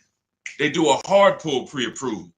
Now what they give you is a check to go and shop, but you have a hard pull on your credit, which means you've already started the rate shopping window, and the pre-approval has what on it? An expiration date. What happens when that pre-approval expires? This is your credit union that you thought, this is my friend. These people are trying to lock you in and trying to keep you from competing. What happens when that pre-approval that you got that says good for 30 days expires? Got to go get another one, right? So what does that mean? Another hard pull, right? Exactly. These are the issues with the way banks want you to shop. So everything we're doing is bringing competition to our car deals. Everything we do, when we're getting bids for our car, competition. I want a bunch of people competing for the car you're selling, not trading. When we're getting bids for our loan, I want a bunch of banks competing for our rates, not just one, not just the dealership. Then when we're buying a car, we're getting multiple offers. And here's the best part, not just the money. We do this from home. We do this from home. In fact, there's no way you can do this unless you're at home. You can't do what I'm talking about, going into dealerships and banks and visiting them. How long would that take? That's why my new book is called Cars from Home. It's simple. Cars from Home. That's what you want to focus on. So, a couple things we just hit on. Party man, separating our transactions. Who you sell your old car to is different than who you're going to buy your car from, is different than who you're going to get your loan from. In each one of those three transactions, we are using online, the internet, to bid them out. Bidding out who we sell our car to, bidding out who we get our loan from, bidding out who we buy our car from. That's how we get deals like this. Some of you, if you're on YouTube, you can see this. Look, Adina got a Toyota Corolla. She was shopping for a Toyota Corolla. Fast forward, she ended up getting a 2024 Hyundai Elantra, $12K, $365 a month, no money down. You won't see a Hyundai Elantra commercial for a lease that says, hey, come lease a Hyundai Elantra, 12,000 miles per year, $365 a month, drive off. You won't see that. You'll see come lease a Hyundai Elantra, $249 a month with $3,600 down plus tax and fees. You got to put around $6,000 down and you could get a $350 payment. She did it with no money down, getting bids, staying at home, using what you're going to learn in my book, using my copy and paste strategy. Now, look, you could do it on your own. You want to call around, talk to dealerships, get prices. But here's what I'm telling you. You must shop competitors. You are not going to save the big money. You're not going to get deals like this. Look at Melissa. Equity assessment. Perfect example of someone who did a proper equity assessment. What's up, Noel? Good to see you, Noel. Nathan, good to see you, Lessa. I took possession of a 2025 Honda Pilot EXL before finalizing my lease. Look, my best offer was on my 2018 Sorento, gave me $12,000 in equity from Carvana. She didn't trade. Now here's what we do. Bonus, which she ended up winning. After she found the dealer who sold her the Honda at the lowest price, she asked them, "Can you match or beat the offer I got?" That we do. There's nothing wrong with asking the dealer, "Hey, the one you're gonna buy the car from, they won the bid. Hey, I'm gonna sell my old car to CarMax. Hey, they're giving me 12. If you could match it, I'll do it with you." Sometimes they're like, "Hey, you know what? Let's find a way to get that car." And then most times it's not going to work that way. They're going to be like, "Man, I can't pay you that. I can't pay you what Carvana's paying. I can't pay you what they're paying." That's fine. But she won. The dealer said, "All right, I'll match it." Gave her the $12,000 that Carvana was offering, and it was just like, this is what you do. This is how you do it. Separating your transactions, getting bids. All right, let's go. Keep typing your questions in. We'll get to as many as we can. But one thing y'all got to know about us, we don't do quick answers here. This is car buying. So I'll try to get through as many as we can. But, we got to go deep on some of these. Go ahead, Dolan. Pull the next one in. What's up, Yessie? Good to see you. Flo, what's up, Mitchell? Kenyatta, good to see you. Do previous book buyers get an update? Everybody who gets a book gets an update every time I update the book. And I've updated the book probably 5 times since I wrote it. Because we get new websites that come in, we get websites that go out of business. I update the scripts. In my book, I have copy and paste scripts. We don't talk to dealers. Who doesn't like talking to dealers? Who does not like talking to car salesmen? Let me say, I might have a bunch of people on here who love it. Deshone, I love talking to car salesmen. It's my thing. I get a thrill out of it. I'm not. We get people. Listen, when I was in the dealership, it was people every now and then. They like popping in the dealership every 3 weeks. They're back. Hey, let's talk again. It's like, what? You like this? This is the people like that. All right. For those of you, Clarissa, I see you. Mrs. Dixon, I see you. Kanisha, I see you. If you don't like talking to car salesmen, type me. Let us know. Look, somebody said I hate it. Look, Valerie, hate it. These are my entire system in Cars from Home, my book, in what I'm teaching you here, does not require talking to car salesmen about numbers ever. Ever. You are either going to be emailing them or you are going to be talking to a manager. The only time we are talking to car salesmen is when we are there for our test drive. And even in my book, I teach you how to properly schedule a test drive so that you don't get the worst car salesman.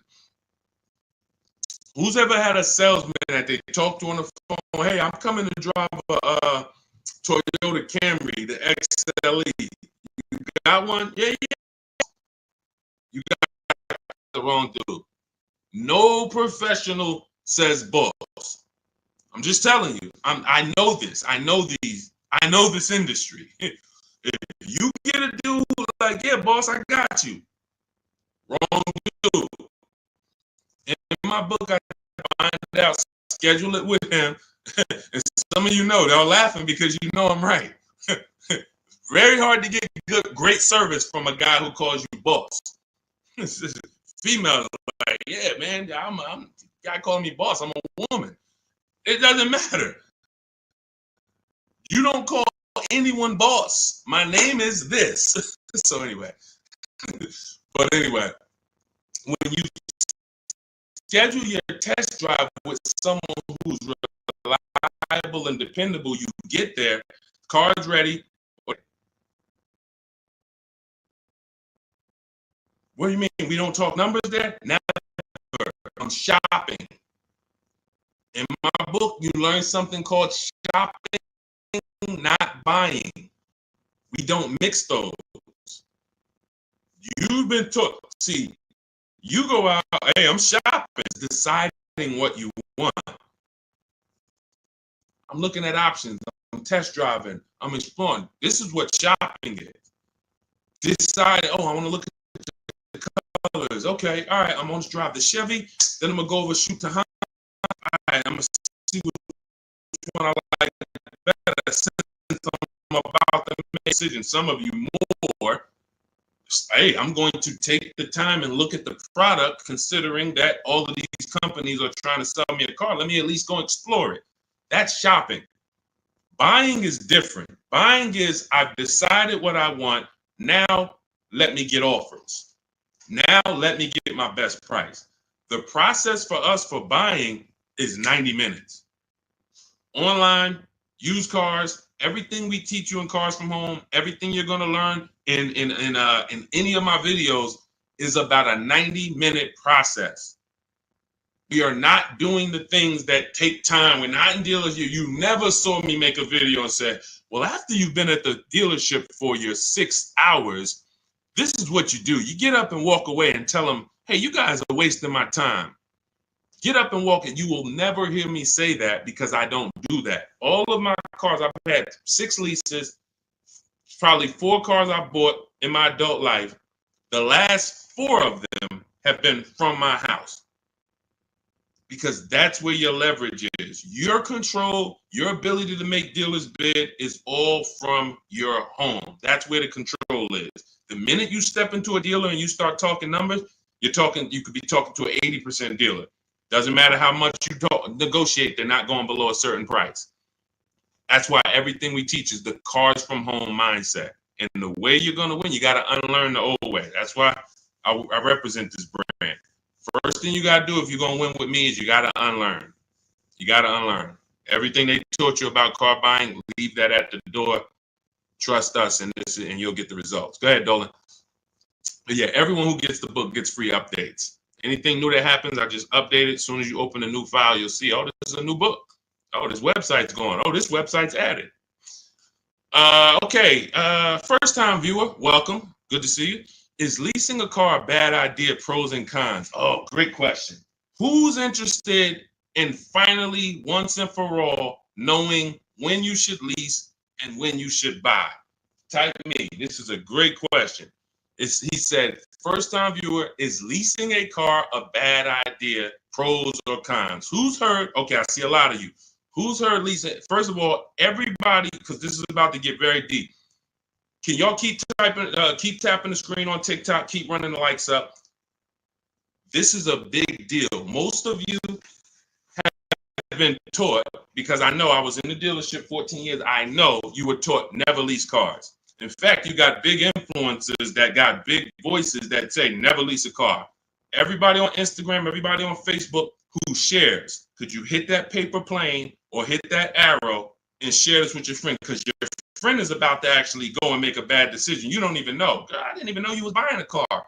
Well, listen, did you follow this guy, Deshone? He talks all of this stuff. Well, you didn't share him with me. I didn't know about him. Now look, this is what I'm paying. So share this with your best friend. Hit the share button because we're gonna go deep on this.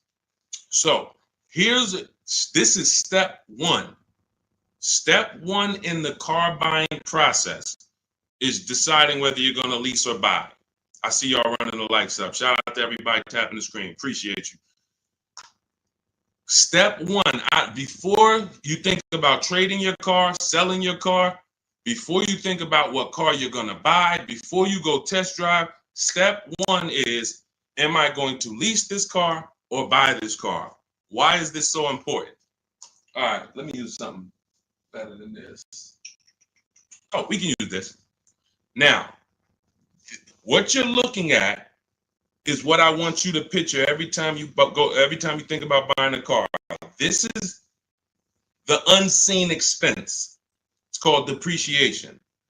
If you buy a car today for $40,000, you don't drive it 1 mile, just park it right outside your house. Park it right outside your house for 1 year. Come back a year later. Is the car worth $40,000? Pay attention. I'm talking to the people that's locked in. Listen, you distracted. You trying to get car advice that's going to save you thousands of dollars, and then on your other tongue you watching, Dog the Bounty Hunter on the other screen. You're not going to win. I'm talking to the people that's locked in. So you bought the car. You did not drive it 1 mile. Come back a year later. Everybody said no. You lost money. You lost money. It lost money. This is the unseen expense. The first step to understanding leasing is to understand this, depreciation. Let's go deeper. You buy the car for 40, drive it 12,000 miles. Is it worth less than if you drove it no miles? Worth less, right? Bought it for 40, drove it 20,000 miles. Worth even less, right? This is the depreciation curve. One of the biggest myths you'll hear people say about leasing is, I don't want to lease because I don't want to pay for the mileage. What you just learned in the last 20 seconds is, whether you lease or buy, you pay for the mileage, correct? From now on, this is step one. This is why you cannot get, and I want to be clear here, you cannot get a great deal if you buy a car, but you should have leased. You cannot get a great deal. And I'm going to explain that. Before we wrap, I'm going to wrap with that and showing you why. I don't care how much they sold you the car for, how much discount you got. If you should have leased, but you purchased, you cannot get a good deal. Your deal structure is wrong. You built the house on the wrong foundation. So now, who has a car in their driveway that they've had more than 8 years? I want you to type the number of years you've had the car into the chat. Only if you had it more than 8 years, not 5, not 4, more than 8 years. All right, Miss Dixon, just got my book. You use it. Congratulations. Use it.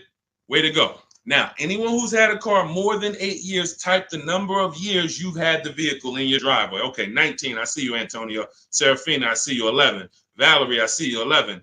Okay, Miss Bells, I see you. 14. Nicole, I see you. 12. Okay, so all of you who had this, your depreciation curve, watch this.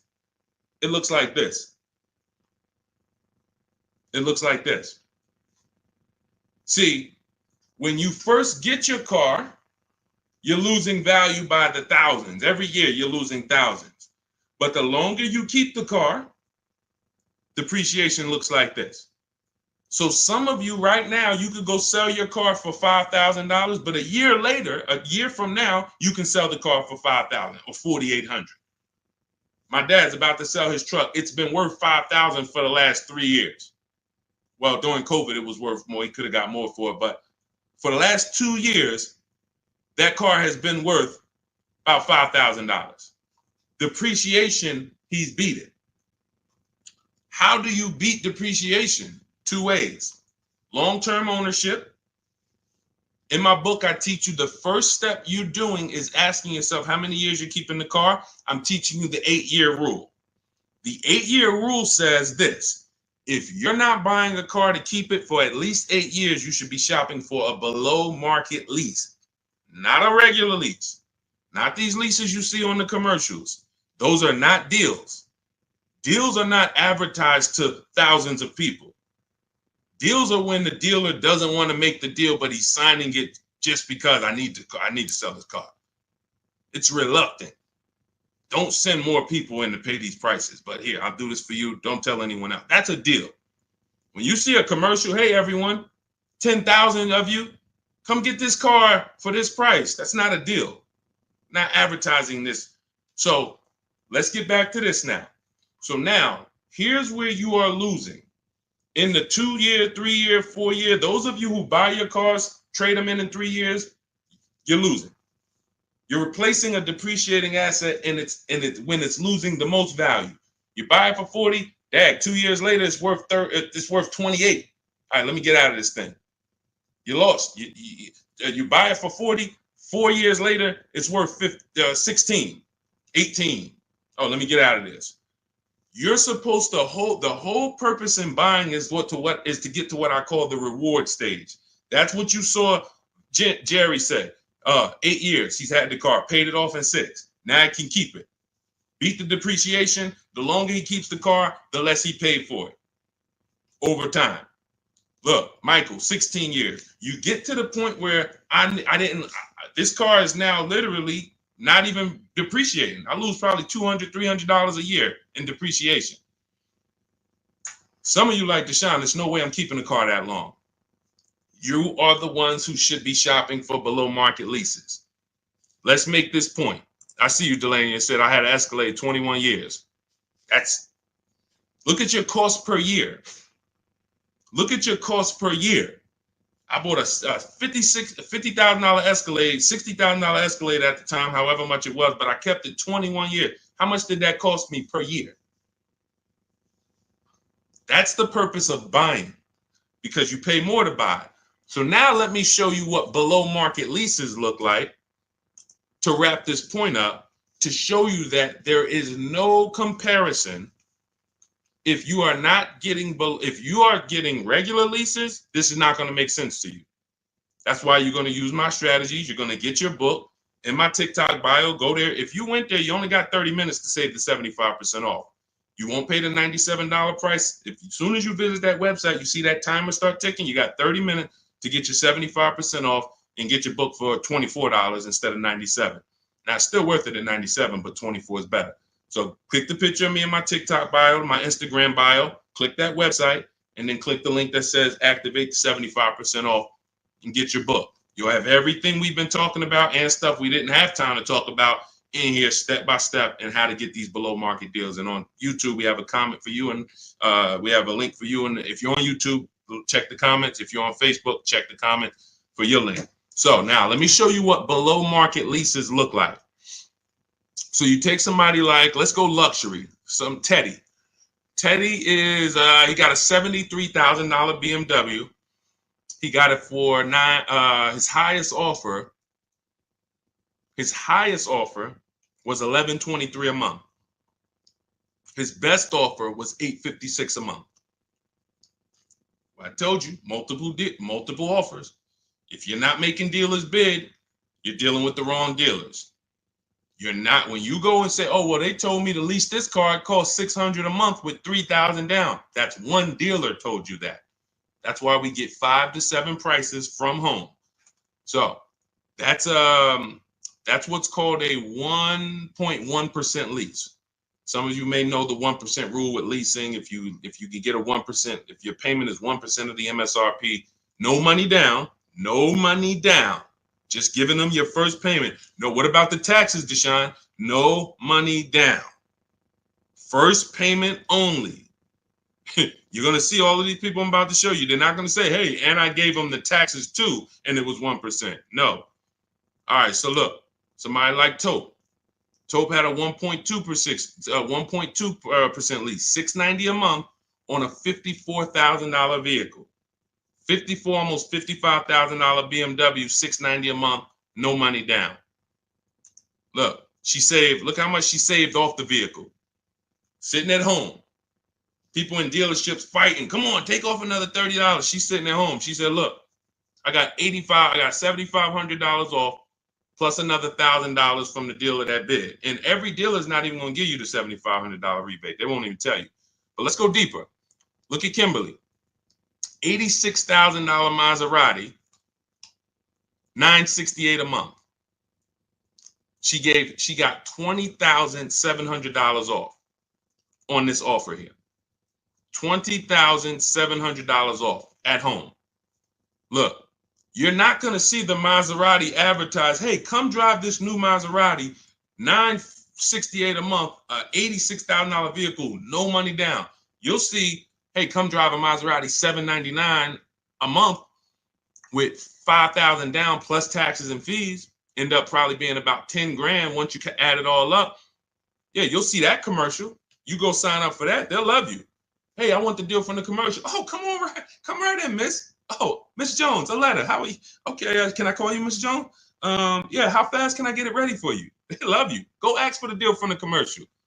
They love you. Look at Charles. Some of you have this vehicle. Hyundai Palisade, $48,000 vehicle, almost $49,000, $597 a month.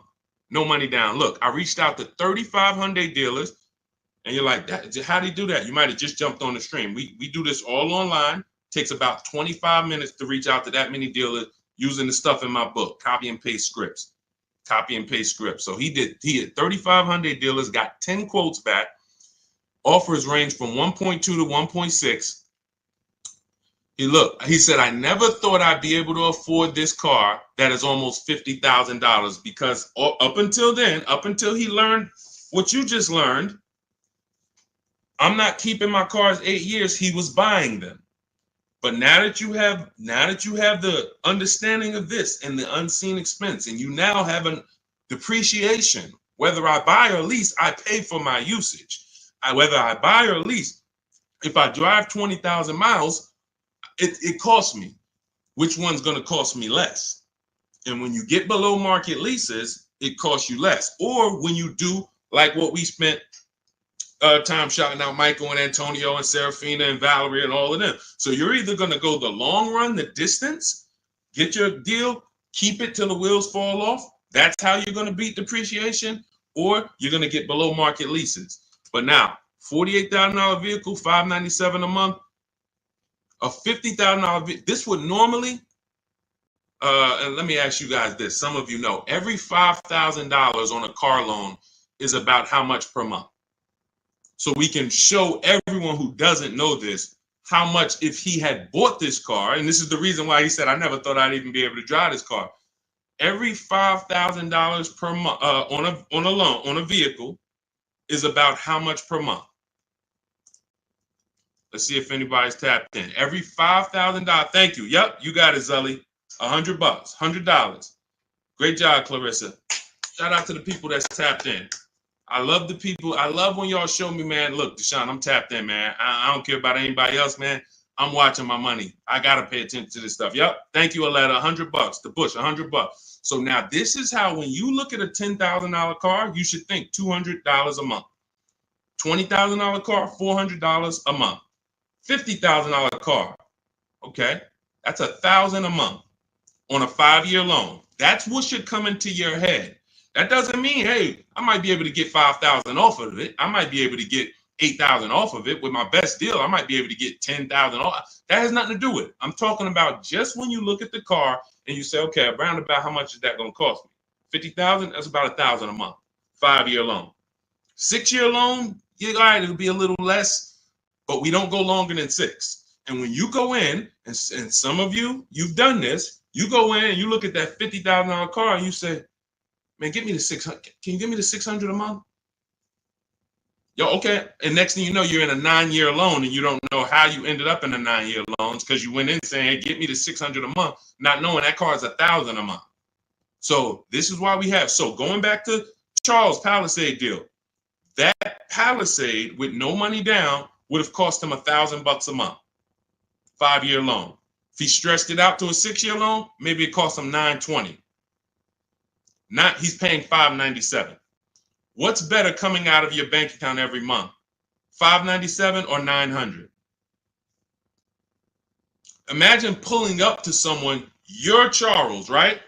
You pull up in your brand new Hyundai Palisade, they pull up right next to you in the same Palisade. Both of you did 2 no money down deals, and you look at each other and say, oh man, we got the same truck. Yeah, man, I just got mine. Oh man, how much you paying? Yeah, man, I know this expensive. You know it. You know this expensive, man. Yeah, I'm right about. I'm close to $1,000 on it, but I no money down though. No money down. How much you paying? Oh no, I'm paying $597 for this. Oh, you had to put a lot of money down. No, I didn't put no money down. Wait, how you get that? Oh, I leased this. I drive it for 3 years. Give them it back. Go get something else. Oh, see, but see. You know, after 6 years, I'm gonna own this. And man, I gotta laugh because this is I gotta laugh to not cry about. This is what people do. This is what I'm trying to get people to understand about leasing. All these people that told y'all don't lease, they cost y'all money. They got y'all driving these older cars or these cars that are super expensive because you just thought, man, I had to buy the whole car. You done put 10 grand down, 15 grand down. And you're like, man, all right. And here's the thing. It wouldn't be bad if you were keeping the car 8 years. Because after a while, you get to this point, you kept the car, the depreciation cools off. You're like, okay, I kept the car long enough. Let me go and sell it and let me get something else. 8 years is the minimum. But the problem is when people pay those, that dude is like, yo, I'm paying $1,000 a month to drive this Palisade. Okay, but I'm gonna own it after 6 years. But then about year 4, what happens? What happens when he has it about 4 years? About 4. Look, the warranty done expired. Now something done went off on the thing. This is not people who are what we call keepers. These aren't people like Valerie and like the people we shouted out. These are I'm talking to you that are stuck in the middle. You know you don't keep cars 8 years, but you go in and you buy them. You take out 6-year loans like you plan on paying them off, or like you plan on doesn't matter. You are losing in depreciation because you keep the car, you buy the car here, as soon, right before the depreciation starts to cool off, you go and flip it and go do it again with a whole nother car. Pay a whole, let me ride that wave again. Okay, perfect. Oh, that was no fun. High payment. Let's go get another one. I would get people coming to the Mercedes dealer. Hey, man, Deshone, that's the new one? Oh, okay, I got 2 payments left. Then I'm going to come see you for that. I'm like, man, what are you doing? Okay, let me talk to you. Let me show you. You ever heard about leasing? Let me show you what this is going to look like if you understand what I'm about to break down for you. And they like, oh, wait. So I'm going from a $900 payment. You telling me good deal on this lease, I could be at $500? And what about all the money from my old car? What I do? Oh, man, I'm going to give you that back. You might have 10 grand equity here. You go put that in the bank.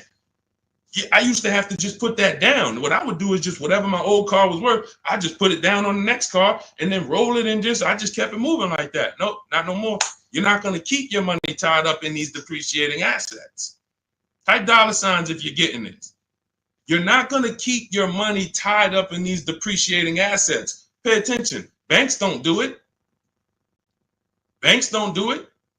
The last thing a bank wants is their money tied up in a depreciating asset that's losing value. So if you're going to keep it long term, tie your money up in it, but then you pay it, I drive this thing till the wheels fall off. Now I'm going to get my money's worth out of this car.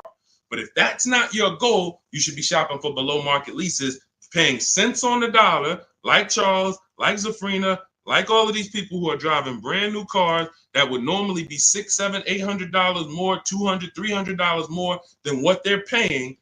Look at Rosalie. Just got a 2024 Infiniti Lux, $60,000 vehicle. Look what she's paying. $592 a month. $592 a month. It's a $60,000 car. $60,000 car, $1,200 a month. Somebody walks in and says, hey, how much that costs? No money down. Man, that's about $1,200. She's paying $597 because her deal is structured right. Leasing versus buying is and look, you add the mileage, Michael. Let me give you an example of somebody, because that was a great question. That's always the next question. Oh, what about the mileage? The worst thing to do is to add, and look, all of this is inside my new digital book. There's a reason it's 5-star rated. Google it. Cars from Home.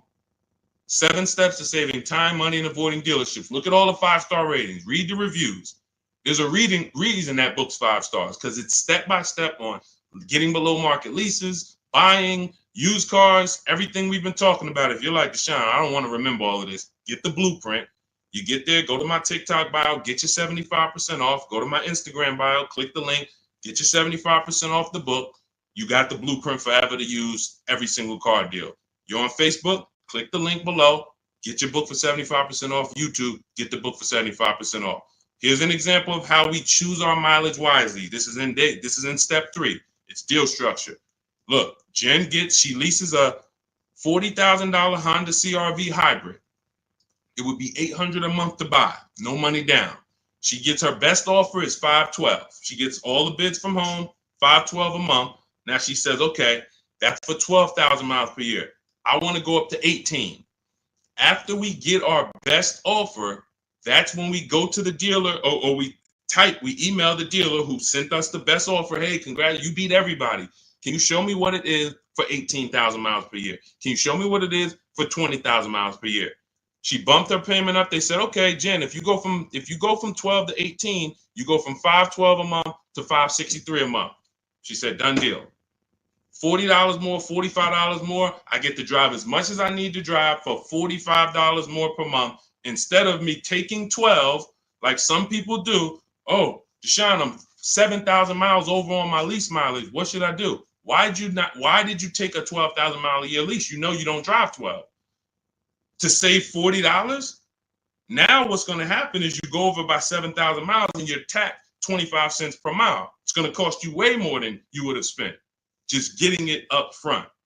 Part of having a great lease experience is choosing your mileage wisely. We take that very seriously. We don't mess around and we don't do that. And because some people blame the lease, man, I'm not leasing again, man. I leased and I just got all these penalties for the miles. You chose the mileage.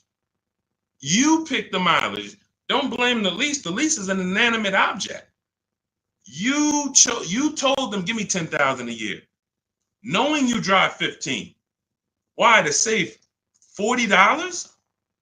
Now you got a bad lease experience. You could have had a brand new car, great experience, always under warranty. If you would have just did what Jen did, adjust my mileage, give me what I need. So this is how you do it. There's no way you can get a great deal if you purchase, but you should have leased. It's no way. The numbers are so far apart. It's no way. We just broke down. Somebody pulls up in a $1,000 payment compared to somebody with a below market lease. It's a $550 payment. We are so far apart. It's going to take you years to catch up to me because I'm saving $400 a month less than you. That means next month I'm up $800 on you. 3 months I'm up $1,200 on you. If my payment for the same car is $400 a month less than you because you decided to buy and I'm leasing and we're driving the same car, $400 times 12 times 4, $4,800 a year is in my bank account and it's in your car. And we have the same car. Deal structure. So we already hit on, if you just jumped on, we are very big on helping you get to where you need to be. You're either going to be a long-term person. We shouted out all the long-term people. Thank you to everyone who participated. Y'all helped us prove the point. And you can mix it up. One car you might buy, hey, my wife loves keeping cars. We're going to buy her car, keep it for 9, 10, 12 years. But hey, my husband, he doesn't really keep cars more than 6 years. We're going to lease his. You can mix it up. But you need to know when to pull these things out your tool belt. It's beautiful. And we don't buy leases at the end. Muzz, we don't buy leases at the end because all you're doing when you're buying a lease is buying a used car. That's it. So when you're buying your lease, you're buying a used car. You're making a decision. I'm going to buy a used car. The only difference is it's my car. That's it. There's no difference. You can overspend for your lease. There's tons of people who buy their own leases. They never even check the market to see that the price they're buying that lease for is not worth it. The $19,000 they're buying that lease for, the $24,000, whatever, they didn't even do a market analysis to see, wait, this is not even a good price to buy this car at. But what you're doing when you're buying your lease is saying, I'm going to buy a used car. Instead of leasing and driving new cars, I'm going to buy a used car. And if you're going to keep it another 8 years, God bless you. Do it. If you're not keeping it another 8 years, you are throwing money out the window because you're going to lose on depreciation. And let me end with this is big. The only people I know that will come into the Mercedes dealer and I look at them and they'd be like, okay, I want to switch this car out. And I look at it and I can see it's not too old. Say, all right, what year is that? Okay, so it's about 5 years old. Yeah, okay. How long have you had it? So I had it since it was new. Now, if somebody said to you, everybody, I want you to answer this. If you saw somebody come in and they had a car, was about 5 years old, and they said they've had it since it was brand new, would you think that car is almost paid off or paid off? Somebody comes in, you see they got a 5-year-old car. You ask them how long they had it. They say since it was new. Okay, you've had it 5 years. Shouldn't that car either be paid off or almost paid off? Thank you, Antonio. Yep, thank you. Now check this out. These are the only people this happens to. So I could already tell when a person will walk into the dealership, they don't understand leasing because you're already in here replacing a car that you've only had for 5 years. I'm going to show you how, had you leased that car, you'd have thousands more in your bank account right now. And that's what I'm going to transition. That's what Melissa did. When you saw her say, hey, I leased and then I sold my Kia Sportage, she learned the 8-year rule. Step 1 in my book. I don't keep cars 8 years. I'm going to lease. She sold her old car, did the equity assessment, made $12,000, put it in her bank account, leased her new car, no money out of pocket. This is the same thing I'm about to tell this person. But I need to find out how much they owe on that car. Again, we all agreed the car should almost be paid off or paid off. So once we get to the nitty gritty and we're talking numbers, I'm like, okay, so you know how much you owe on this? First bad sign. Nah, I haven't checked. Okay, that's a problem. But it also could be a good problem. It could be, hey, I haven't checked. I've just been paying it, man. I might owe like another $5,000. Okay, no problem. We'll call the bank. We'll see. I have the used car manager look at the car. I'm like, okay, I'm going to tell this person about leasing because they obviously, I asked them, they're not going to keep the next car more than 8 years. They're going to do the same thing. Perfect. We ought to plan, make the customer happy. They're going to love it. They're going to love the low payment. They're going to get the car they want, hundreds less than they thought. This is going to be great. Big check coming back to them. Beautiful. Used car manager says, all right, that car is probably worth about 18. Perfect. I go back to the customer. He doesn't know what he are. Calls the bank. Hey, yeah, I'm calling for Mr. Johnson here. I need the payoff on his 2019 whatever. Okay, yes, the payoff is $19,100. 19,000? What do you mean? I said, look, Mr. Johnson, they're saying you owe 19,000 still on this. Oh yeah, I said, I told you I hadn't checked. Hold on. Didn't you tell me you bought this? You bought this new? You had it since it was new? You've had it 5 years? Yeah.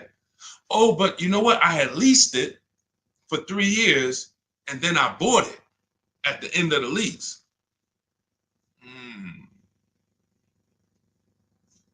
That's the culprit. Because you leased the car for 3 years, and then to get a payment similar, you usually have to take a 5 or 6 year loan. Most people, when they buy their lease out, they take a 6 year loan because they like the payment. You leased it for 3, bought it for 6. What's 6 plus 3, y'all? This is why, Muzz, I want you to remember this story for the rest of your life. When somebody says to you, or when you think about buying your lease out, remember this story. 9 years. Nobody who's smart, nobody on here. We might have some young adults on here. We might have some seniors on here. Nobody is signing up for a 9-year loan on a car. Not knowing it. No one. Every time you lease and then buy it out, that's what most people are doing. 9 years of payments on the same car. So you literally could have the car for 5 years. We call the bank to see how much you owe. You still have 4 years of payments left on the same exact car. That's why it's one of the worst things to do. And you're not even happy about it because it's like, oh man, I've had this car for a while, man. That's why buying your lease out, hey man, I was just trying to ride the market out. I wasn't ready to shop, so I just bought the lease out. Bad idea. Bad idea. It's just a bad idea. You could stroke a check for it? Possibly. But I would always shop for a new lease because, again, like I started the story with, when you buy your lease, you're going from a lease, driving new cars. If you're getting below market deals, like you're going to learn in my book, you're driving it for cents on the dollar, and then you're switching to a used car purchase. These are two totally different mindsets. Yep, you lease new cars, Marty. Two totally different mindsets. Buying a used car, you should be somebody like the people we shouted out earlier, the keepers. 8 years, 10 years, 12 years. You should be perfectly fine with maintaining a car. If something breaks on it, I'm gonna put money into it. I want to keep this thing. That's buying a used car. Buying a lease is like, hey, I don't want to do none of that. That's buying that. I mean, leasing, I don't want to do any of that. I want to drive new cars, always under warranty. The key is learning how to get below market leases. You can't walk into a dealership and just get a lease. We talked about that earlier. So that is the deal. Leasing is for people who do not keep their cars more than 8 years. Buying is for people who keep their cars more than 8 years. It's no in between. The people in between, you lose everything. You buy your cars, take out 6-year loans, trade them in. Losing. Never forget this again. Buy your cars, 5 years, trade them in. You're on a roller coaster to hell. Depreciation, killing you. You're never happy with what your car is worth. Man, I put all this money in, that's all y'all giving me? Depreciation. You buy your leases out. You're stuck in the middle. So get to one side or the other. And you must do this first, because as I said, if you buy, but you should have leased, you lost. That's why in step 1 of my book, there's 7 steps. Step 7 is delivery. So some of you who have my book, you should not be at step 7, and I'm about to congratulate you, and you have not done the steps to get to delivery. That book is meant to walk you from home to your delivery of your below market deal. Step 1 is the most important question. How many years are you keeping the next car? What we're saying, AKA, how are we going to beat depreciation? If you say, Deshone, 10 years. All right, we're going to beat depreciation with long-term ownership. Deshone, 3 years. All right, we're going to beat depreciation with a short-term, with a below market lease. The depreciation question is the first question because we're buying a depreciating asset. It's nothing more important than that. Deal on the right foundation. Some of you who are about to start leasing was like, Deshone, man, I was taught for years, never lease. 20, 30 years, never lease. You're going to make some of your best deals and be your most happy because you should have been leasing 15 years ago, but you listened to bad advice that they never broke down numbers. They never talked about depreciation. They never showed you anything. And they just said, never lease. It's like renting. And you believed it. So it's partially your fault. You believed it. You didn't verify.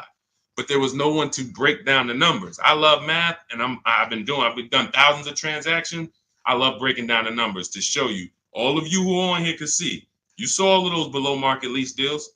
Buying those cars are nowhere close. Even if you bought a pre-owned version, nowhere close to what these people are paying. So that is the key. All right. All of this is in my blueprint. All of this is in my new book. Some of you like, you're like, I don't want to remember all this. It's no way you're going to remember. I'm going to remember all of this, Deshone. Everything is in my new book, step by step. It's a digital book.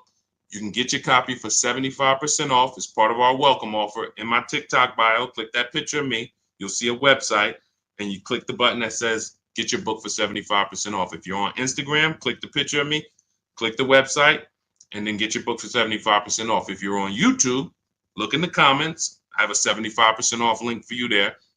If you're on Facebook, look in the comments. I have a 75% off link for you. That link is only good for 30 minutes. So if you went there 45 minutes ago when we started, an hour ago when we started the stream, you missed it. So $97. And if I'm you, even if I missed it, I'm getting the book, because we only went over probably 40%, 30% of what we're talking about in there. Squeaky Clean, good to see you. Guy purchased the book. Listen, use it. Congratulations.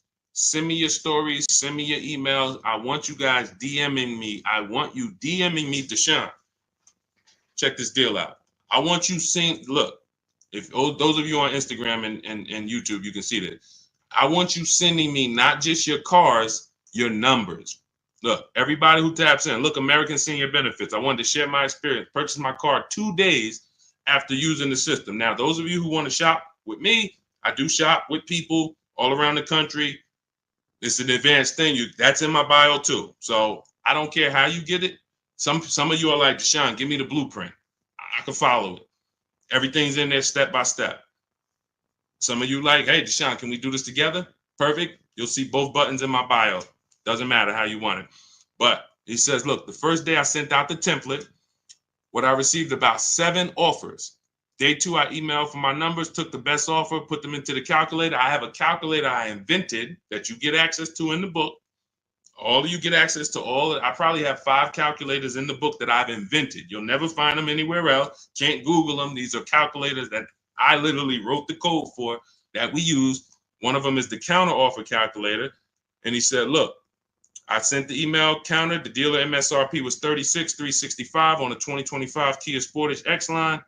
Oh man, I gotta go back and get his numbers. I didn't open it up on his Facebook post. I was supposed to hit see more, and I didn't hit it up. All right, so I gotta go. But you could tell he was excited to tell a story, and it's like, dang, I gotta go back and pull him in.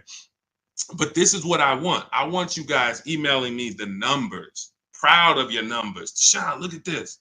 Last thing people want to talk to me about is their numbers. They'll post all day long. Oh, your girl upgraded. I had to treat myself. You know, your boy Fresh had to step out with the 2025. You never hear him talk about numbers.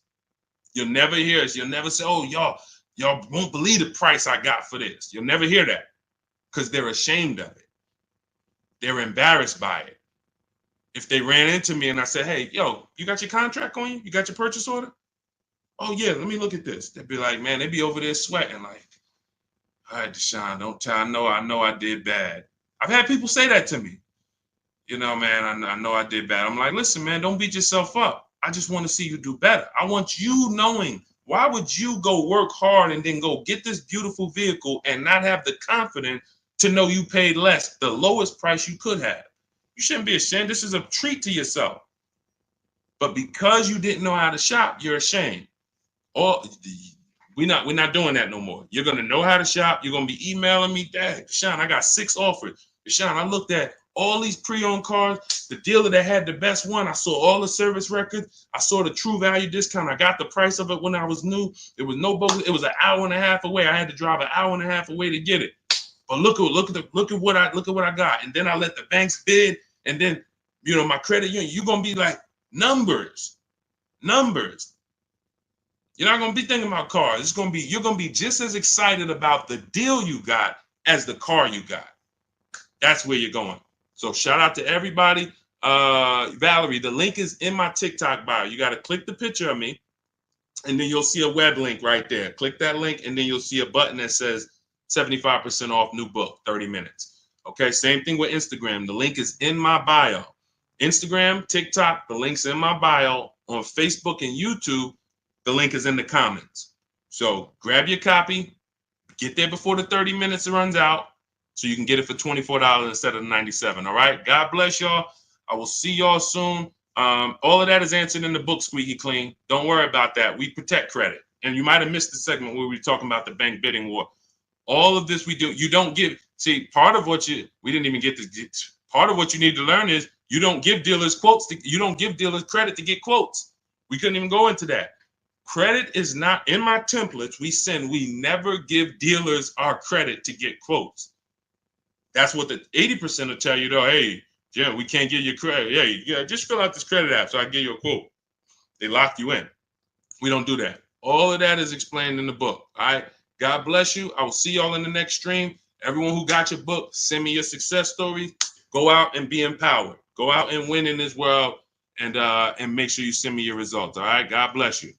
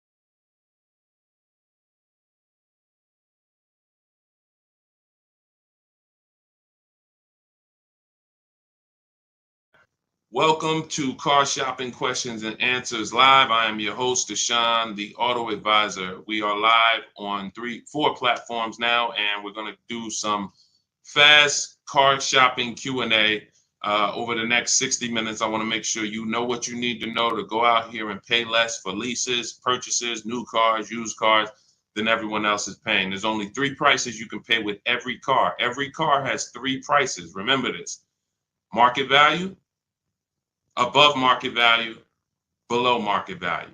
Every car has 3 prices. Above market value is reserved for people who can't negotiate at all. Market value is reserved for the negotiators. And then below market value is reserved for the people who put dealers against each other and create competition so that they can see the entire market. Below market deals do not come from negotiators. You cannot get a below market deal negotiating. So, and you can't know you got a below market deal negotiating. You must get dealers against each other. And that's what we do here. That's what Cars from Home is about. So start typing your questions. Who's car shopping now, or you will be over the next 12 months? Type me in the comments. Let me know if you are car shopping right now, or you will be over the next 6 months. Type me in the comments. I want you guys typing your questions, and we'll bring the first question into the show in about 10 seconds. All right. Shout out to the people who are, if you're car shopping now, let me know. All right, Dolan, I see we got our first couple questions. Let's get the show on the road. You guys can keep typing, and then we'll, as we get more questions, we'll keep it going. What do you think of drive time? Do you think it's a good option? Well, drive time, any website that does not put dealers against each other is not a good website. Most people are going to try to sell you on variety, and variety makes you think you're getting a better price. Give you an example. Carvana says we have 50,000 cars for you to choose from. That's variety. It's no different than if you walk into the Lay's potato chip factory and you're looking at 100 different flavors you never saw before. They're all Lay's, and you're like, wow, y'all got sour cream and onion, but y'all got baked potato, all of this stuff. It's variety. But if they said to you every single bag is $7.99, you don't have any competition. So you can't compare anything. You can't even compare them to what they would sell it for in the store, because you're in the factory where all of the variety is. That's how most of these websites operate. It's strictly variety, but variety doesn't drive down prices. Competition does. So you want every car you're buying, leasing, you want to look at 100. You want to know within 100 miles of me who has a car like this and who's willing to sell it to me for. What are they willing to sell it to me for? Because this is not the Apple store. My biggest thing I want to get across to you guys concerning this pricing is cars are not like the Apple store. You go into the Apple store in California, the iPhone 15 or 18 or whatever they come out with is going to be the same price as the Apple store in Florida, same price in New Jersey. It's not like that in car dealerships. Every dealer is selling their vehicles for a different price. Every dealer's best price is different. So if you're going to find the below market best prices, you need to be on websites and you need to be using tools that allow you to get multiple offers from multiple different dealers. And there's no websites that do that, so to speak, but our system in Cars from Home is what we use to do it. We're going to get multiple offers, look at all the used cars within 100 miles, screen them down, see which one is the below market lease, the below market deal. And we're going to do the same thing for purchases. We're going to reach out to 25 dealers online. Using my email scripts, we get 5 quotes. So then we pick the best one. Now, you can feel free to do that manually. If you want to actually manually try to call dealers and get multiple quotes, you can. But I recommend you don't talk to dealers. And that's why I created a system where you just email them. But even if you called around, if you're looking for a Honda Pilot and you got 5 different managers to give you 5 different offers, you're going to see they're going to be totally different. This one's going to be $29,000. This one's $31,000. This one's $38,000. This one's $32,000. Like, they're going to be totally different because every dealer has a different price, and 80% of dealers are overpriced. So you're going to be shocked at how overpriced some of these dealers are once you start to get multiple offers. But yeah, when it comes to websites, Christian, if they're not putting dealers against each other for us, if they're not allowing us to see where dealers rank against each other, it's trash. Even on used car marketplaces. Used car marketplaces need to be telling you what discount you're getting from the original price, which they're never going to do. They're used cars. If you've bought a used car in your life, I want you to type the letter U in the comments. If you've ever bought a used car, I'm going to tell you something right now that is that you're going to be like, wow, you're right. That's common sense. But no, none of us have ever done it. No one's ever done it. That's why I added it to my system. When you look at used cars on the marketplace, on the website, cars.com, Auto Trader, you're looking at them using algorithms to tell you if this is a good deal or a bad deal. They're looking at what all the cars are listed at, and they're saying this one's listed higher, this one's listed lower, this is a good deal, this is a fair price. That's trash, because what they should be telling you is what is the discount you're getting from the original price of that car. The original price of that car.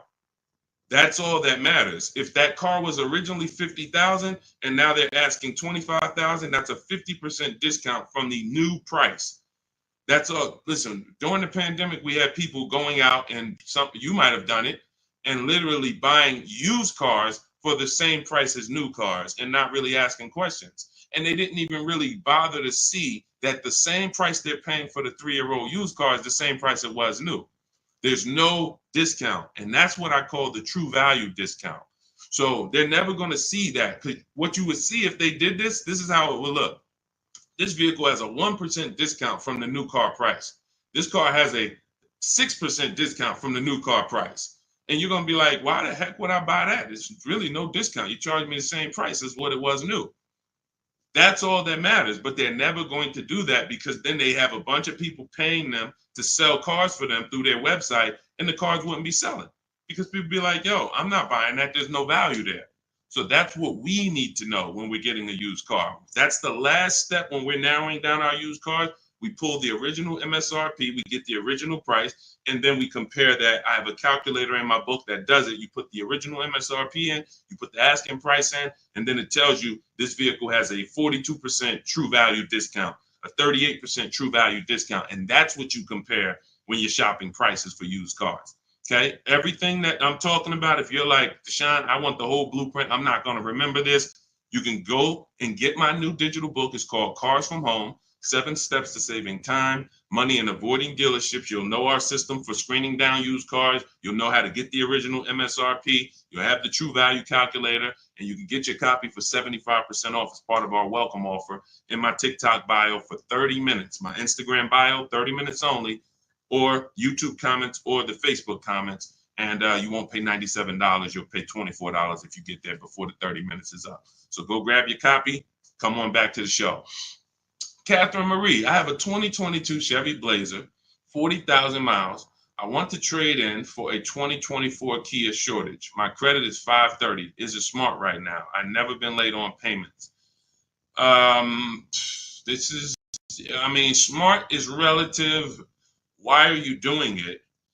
If you just got a vehicle, you're right now driving a vehicle that it's depreciating like this. Whenever we get into so she used a curse word too. A lot of you know, if some of you may know if you've been on a stream with me before, what's the word she used that we don't use here? Some of you may know. I'm not, Catherine, you're new to the stream, so you don't know, but you're about to find out that there's a word. Let me see if anybody gets it. I'll tell you in 3 seconds. Okay. Trade. All right, trade. Why don't we use the word trade? Because you don't get anything, you don't get the value, the maximum value for anything trading it. So if I wanted to get rid of this phone, it's an iPhone 14, would I make the most money trading it, or would I make the most money selling it online on the open market? Would I get the most money trade or sell? Type into the comments. Y'all know, listen, I need you to lock in. Let's go. You know, the people who win with us are the people who are locked in. The whole world wants to distract you and have you focused on all of these things. None of this stuff is going to keep money in your bank account and make sure you're keeping thousands of dollars. You're paying thousands of dollars less. So lock in, focus, exactly. Trade. No, not WW. No, not trading. Yes, body, sell. Yes, open market. Exactly, Sheba. You're going to make the most money selling something on the open market, not trading it. So when in the past we used to have to, sell our cars on Facebook. We don't have to do that now. There's big companies that make us cash offers for our cars that literally write us a check the same day. CarMax, Driveway, Kelly's Blue Book Instant Cash Offer, Carvana, AutoNation, and Car Gurus. That's 6 offers. CarMax, Carvana, Driveway, Kelly's Blue Book Instant Cash Offer, AutoNation, Car Gurus. 6 cash offers that we get in 20 minutes. This is in step 2 of my shopping process. This is called the equity assessment. Before you can go into your next car, you want to see what is the maximum value I can get for my current car or my current lease. Can I sell my current lease and make $3,000, $5,000? And if you didn't know you could sell a lease, type a question mark, because if you didn't know you could sell a lease, how much has that cost you already? Just not knowing that you can sell leases, just dropping them off to the dealership, and if there's $2,000, $3,000, $4,000 of equity, or like in the pandemic, some of us had 10,000 equity, 7,000. You're just giving it back to them, and you're wondering why they're saying, "Oh, good news, we could get you in this new car with no money down." That's because you have equity that they're most likely using for your car, because you don't know how to assess your own equity. So we do this ourselves. So when it comes to to me, you look like a lease person. You have a 2 to 3 year old vehicle right now that you're already replacing, and you should not be swapping cars. You're going to have a ton of negative equity, because unless you're putting big down payments down, every time you trade these cars in, Catherine, you're just moving all of the baggage from the old car over to the new car. And so you should be leasing, but you're buying. Buying is for people who are going to buy their cars and pay them off and then keep them until the depreciation doesn't look like this anymore, because this is normal depreciation. This is why you buy a car for $40,000 and in 5 years it's worth $18,000 or $16,000. That's called depreciation. So, but you get to a point when you own a car where your depreciation looks like this. Your car, this is around 8 years. Now, your car today might be worth $10,000. Next year, it's worth $9,800, $9,200. It's not losing that much value anymore. But if you're not buying cars to get to this space, you're throwing money out the window, because you're losing thousands in depreciation. And then what you do is you're riding that sliding board of depreciation down to the bottom. And as soon as it's about to cool off, you say, "Oh, let me go get another car and let me ride it down to the bottom again." So you're literally replacing your vehicles in the point in time where you're losing the most money on the vehicle through depreciation. That's why you should not be buying. So now your credit is not in a place where you can lease. So what should you be doing? Building up credit to go into a lease. It's very simple. If I needed to lease, because leasing is going, and you'll see, we'll go over this in the stream. Leasing saves you a lot more money. For $530 a month, we got some people driving $40,000 and $50,000, $60,000, $40,000 and $50,000 vehicles, brand new with no money down. For those same payments, you're driving a vehicle that's less, but it's bigger than the payments. It's more about you not tying up your money in cars. That's what a lease is about, because you don't want to tie up money in a depreciating asset unless you're going to keep it a long time. Long enough to let the depreciation cool off. You're tying up all of that money. It costs a lot to buy. A $25,000 car is $500 a month on a 5-year loan. Meanwhile, like I said, $500 a month on a lease, depending on the car, can get you a $40,000 car or a $50,000 car. You don't believe what I'm saying? Look at Zafrina. Zafrina's paying $579 a month. She's driving a $65,000 car, $65,000 Jeep Grand Cherokee. Look, this is $512 a month, a $40,000 Honda CRV. This was Jen's best bid. Now, these are not regular leases. These are what are called below market leases. So these don't, I know what you're thinking, Deshone. I saw the commercials. They all say you got to put money down when you lease. All of that is a commercial. Those are not deals. So the point is, what you got to understand, Catherine, is your first thing is to see is to determine why you're buying. And if I'm you, I'm staying in that car and I'm getting my credit to the point where I can lease. You got a nice car. You have a solid car. You're going to switch that into a Kia. Your payment's going to go up, because if you go from that to a finance, another purchase, your payment's going to go up. You're going to have negative equity, and you're going to be no closer to leasing. So if you've never missed a payment, then you should be focused on getting your credit to about a 660, so that you can go. If you get to a 640 with a good payment history, you should be able to flip out of that Chevy Blazer into a brand new lease, and you can actually save money. Because if your payment has to be high. For a 2022 Chevy Blazer, you financed it, your payment has to be high. That's a $40,000 vehicle. So I'm guessing your payment is around like $700-800 a month. Depends on if you put money down, but you could be driving so much better car than that, or you could have a lower payment. So it's but you got to get your deal on the right foundation. Leasing is the foundation. Go ahead, Dolan. Leasing versus buying is the foundation. Most people are overpaying strict. It's not just they don't know how to make people bid. It's literally their deal is on the wrong foundation. They should be leasing, but they're purchasing. That's the problem. Negative equity all day long, high payments. They just always have them. What about with a low credit score? What is that? You're gonna have to. I need more info than that. I need more info than that. Like, relate that to your question. Are you trying to buy? Are you trying to lease? Like, what is? Give us a more detailed question, Santiago. Go ahead, Dolan.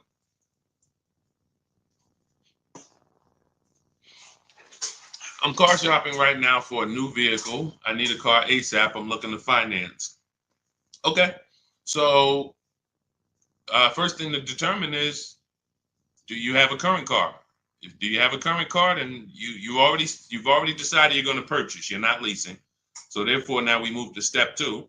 My process is 7 steps. Step 2 is equity assessment. Do you have a vehicle you need to sell? Okay. Now we're going to budget for. Are we going to budget for a new car or a pre-owned car? Can you afford both? That's the thing. Now, in my book, I have something called the perfect budget calculator. This is where we use the standard interest rates. We put our, preferred down payment in. It could be 0. Some people, you're like, Sean, I could put 3,000 down, but if I don't have to, I don't want to. That's what the perfect budget calculator does. You put in what you could put down comfortably. You put in what can you spend monthly comfortably. You put in what equity you have from your old car. You put that in, and then what it does is it tells you how much you could afford for a car. Could be 22,000, but you get multiple goals, because what you got to understand is, if I spend 400 a month for a 5-year loan, that's less money than if I spent 400 a month on a 6-year loan. So what we do, oftentimes, you can actually budget for a lower price vehicle simply by shopping for a vehicle with a 5-year loan instead of a 6. So yes, my budget might be 400 a month, but for how long? So the perfect budget calculator gives you multiple goals, because you got to decide, what can you afford? Can you get everything you want in a new car at your budget? You said I'm shopping for a new vehicle. Can you get everything you need in a new vehicle for your budget? If not, then you got to go pre-owned. And then now what you're doing is you're going to the market, and if let's say you're shopping for a new vehicle, because you said I'm shopping for a new vehicle, what we would do is we're separating the finance from the purchase of the car. See, because I could already tell by your statement, you're gonna go in mixing them. And what I need you to get is, you're giving dealers, anytime you buy a car from a dealer and you give them a loan, you get your loan from them, you've actually given them 2 transactions. You've given them 2 transactions. Buying a car from a dealership is one transaction. Getting a loan from a dealership is another different transaction. And you're never going to get the best deal doing that, because you're not bidding out the loan. What we do is we bid out everything. Every part of our car buying transaction, we're bidding it out. So we're bidding out, let's say you're searching for a new Honda Civic. Okay, there's 25 Honda dealers within 100 miles of me. I'm talking to all of them online. You use my way, you're doing it by email, copy and paste. You do it your way, you can call around, ask for the managers. But I want to find the Honda dealership that's going to sell me a Honda Civic that I want for the lowest price. Who's going to beat everybody? Now, once I find that person or that dealer, now it's time for me to bid out my loan. My loan gets bid out by me reserving my car with the dealership. Hey, Honda, you already got. See, when you do this, what you're going to get is you're going to get a buyer's order, and you're going to say to the dealer, okay, I'm going to go shop for my own financing, but if you could beat the rate, you can have the business. So sometimes where you're going wrong. Another way you're going wrong is you're not giving the dealer a chance to beat the rate you got. And that's losing you opportunity. And the more people bidding for your loan, the better. And I'm going to tell you how you could do it without affecting your credit negatively. So this is all what I call the bank bidding war. This is in my books, the bank bidding war blueprint, because like I said, we bid everything out. That's how we get these deals that we get, that you see people get. So the point is, we lock up our car, we go home, we have our banks bid, we have online credit unions bid, online banks bid. Whoever gives us the best rate, now we call the dealership and we say, hey, if you can beat the rate, you can have the business. See, if you, it doesn't have, you never want the dealer telling you what your payment is going to be. Your payment is between you and the people giving you the loan. But because you mix those transactions, you don't realize you're giving the dealer maybe $5,000, $7,000 of negotiating room in the car you want to buy. And then you're giving them another $3,000 of negotiating room in the loan. So they have all of this money to move around. And then, God forbid, you trade in your car. Now they got another $3,000 of wiggle room in that. You're giving them all three transactions. And that's why you're wondering, oh, I hope I could get a good deal. You can't. You have to separate these transactions and do them at home so that you can bid them out. So that's what you would do. If that's a process I call the 25 to 5. And as you can see, you don't need a lot of time to work our system. Ansley, I want to say, where's Ansley's deal? I think he got his car, he got his below market deal in like, look, he said right here, he said, I started the process Saturday. I accepted a deal Monday. Got the car delivered Thursday. So for those of you, if you're like, man, Deshone, I need a car in 3 days. Ansley started the process using our process Saturday, accepted a deal on Monday. This does not take, this is a 90-minute to 3-hour process to get below market deals. This isn't days. I would never spend more than, I haven't spent more than 90 minutes to get any deal. My Infinity truck, all my leases I had, I never spent more than 90 minutes to get any of these deals. But you can see here, he got a 2024 Infinity QX60 Lux. MSRP was $58,000. Huge discount, multiple offers. He got a 1% lease. That's a $554 a month payment. It's a $58,000 vehicle. It's people paying $554 on $35,000 vehicles, leasing them. You got to understand, bidding is how we do it. Bidding is how we do it. So it doesn't matter if you need a car ASAP, you want the blueprint. Get your copy of Cars from Home, 7 Steps to Saving Time, Money, and Avoiding Dealerships. Now you can do this manually too. Again, I don't care how you get multiple offers.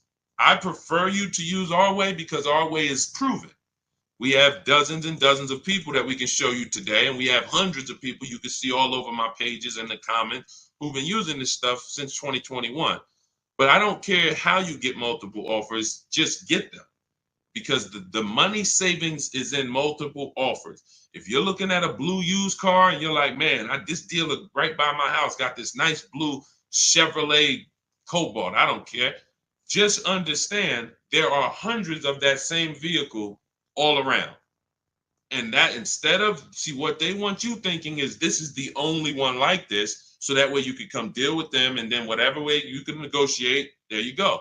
Once you understand that as an ex-car salesman, I can tell you, even the most rare G-Wagon, there's more than one of them. That's the most rare cars. There's more than one of them. Very few cars are one of one. And these mainstream cars, Hondas, Fords, Toyotas, when you see them on dealers, Mercedes, there's hundreds of this same car. My job, your job, is to get offers from multiple dealers so that you find a dealer who's going to sell you the car the lowest. Lock that into your mind. All right. And this is what the Cars from Home system is about. So grab your copy of Cars from Home, 7 Steps to Saving Time, Money, and Avoiding Dealerships. You'll have the whole blueprint. In my TikTok bio, you get yours for 75% off. That's my welcome offer to you. So normally the book's $97. It'll be in your inbox in 2-3 minutes. But if you get there before the 30-minute timer goes to 0, you can get your copy for 75% off, which is $25. In my TikTok bio, my Instagram bio, the YouTube comments, or the Facebook comments, get there before 0. All right? Go ahead, Dolan, shoot the next question up. Let's go. Can you negotiate a buyout from a lease? Not usually. I haven't seen it because your buyout price is set on the contract.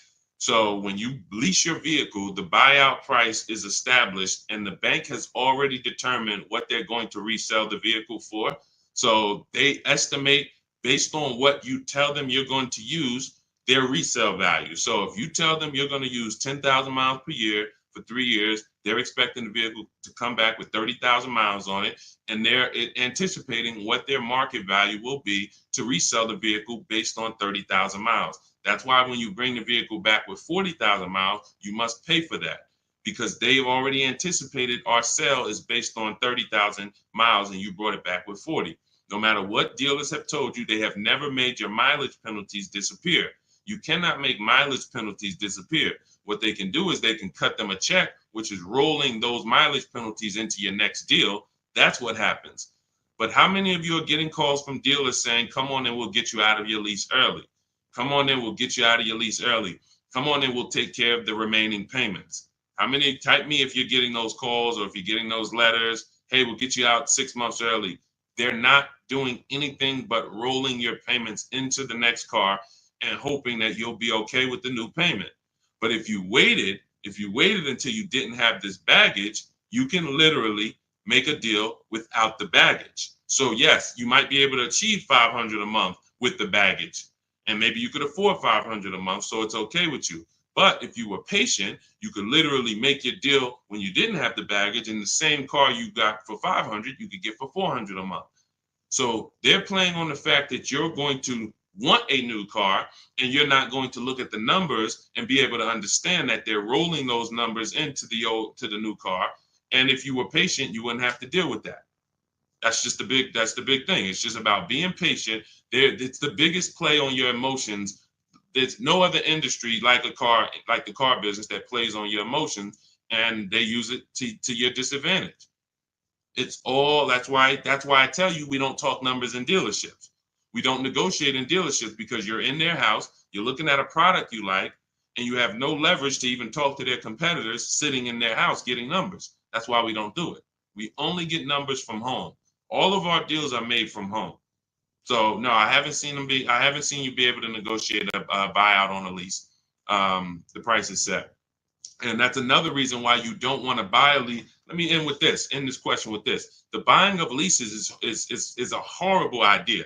In most cases, it's one of the worst things you can do because most people are not checking to see that the vehicle they're buying out is actually a good price. So if you're not checking to see that the vehicle you're buying out is a good price, you don't even know that you just overpaid for your lease, especially those of you who, if you go over your miles, let's just say your buyout is 20,000 based on 30,000 miles. You're supposed to have 30,000 miles. You can buy that car for $20,000 based on 30,000 miles at the end of the lease. Now you drive 50,000 miles. You go 20,000 miles over because you got the wrong miles. You didn't pay to get 18,000 miles like you should have. You took a lower payment and you now have a penalty.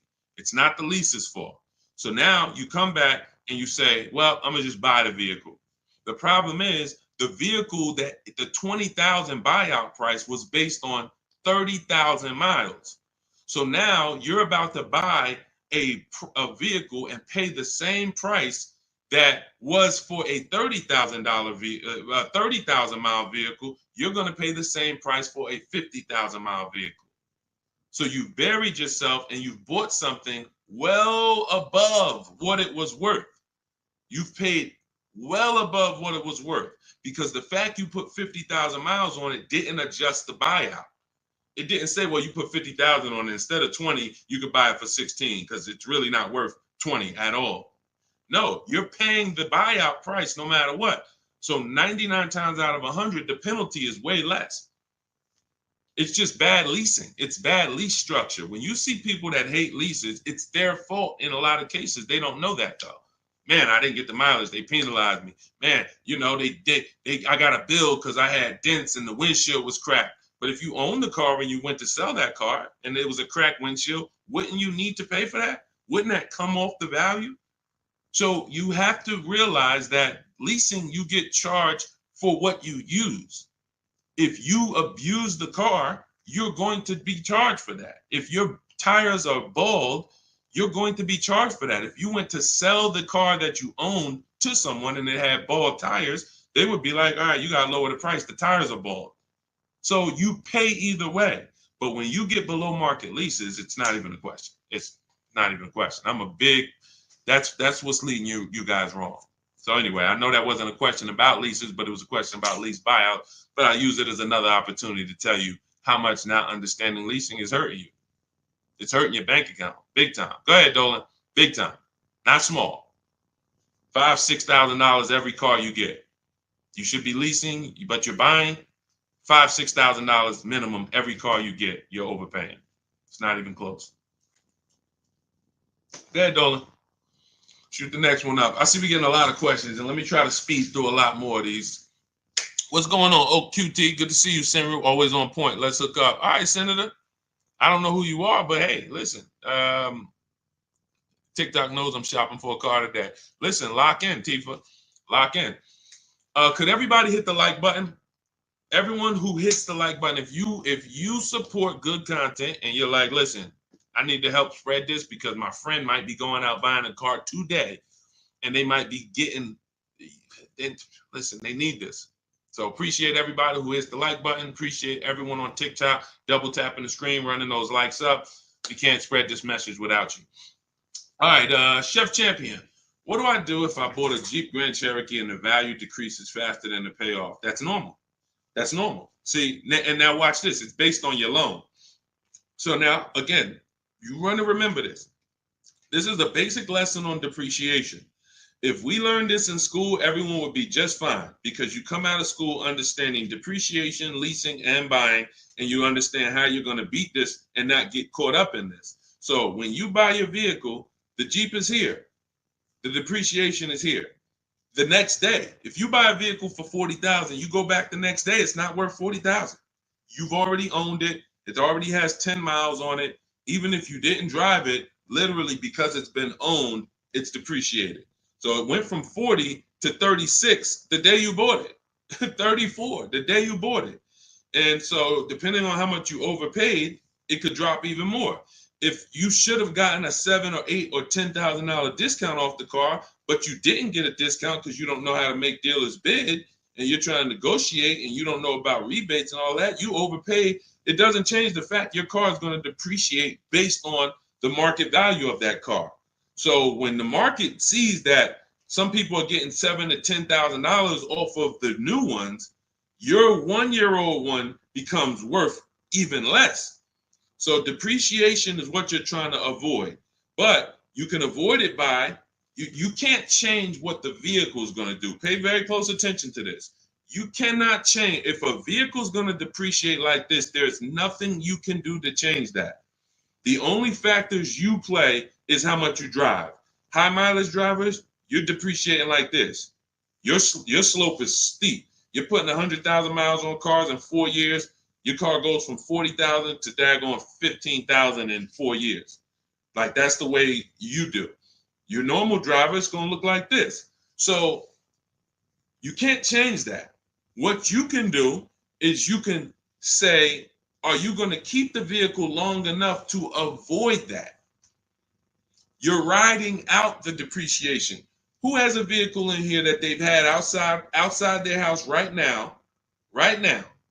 It's older than 8 years. I want you to type the number of years in the chat. Let me know how many years you've had the vehicle in your driveway.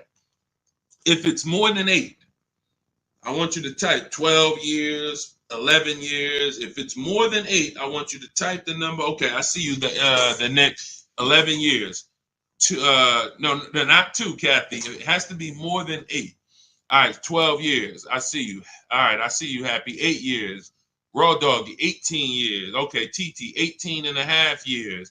Charlie, 35 years. Okay, so when we look at this, this is how you beat depreciation. This is the goal. This is the goal of the purchase. You need to understand, Chef, that that's the goal of the purchase. See, they're not thinking when their Jeep Grand Cherokee value decreases after 2 years or 3 years. They're not thinking that way. They're long-term.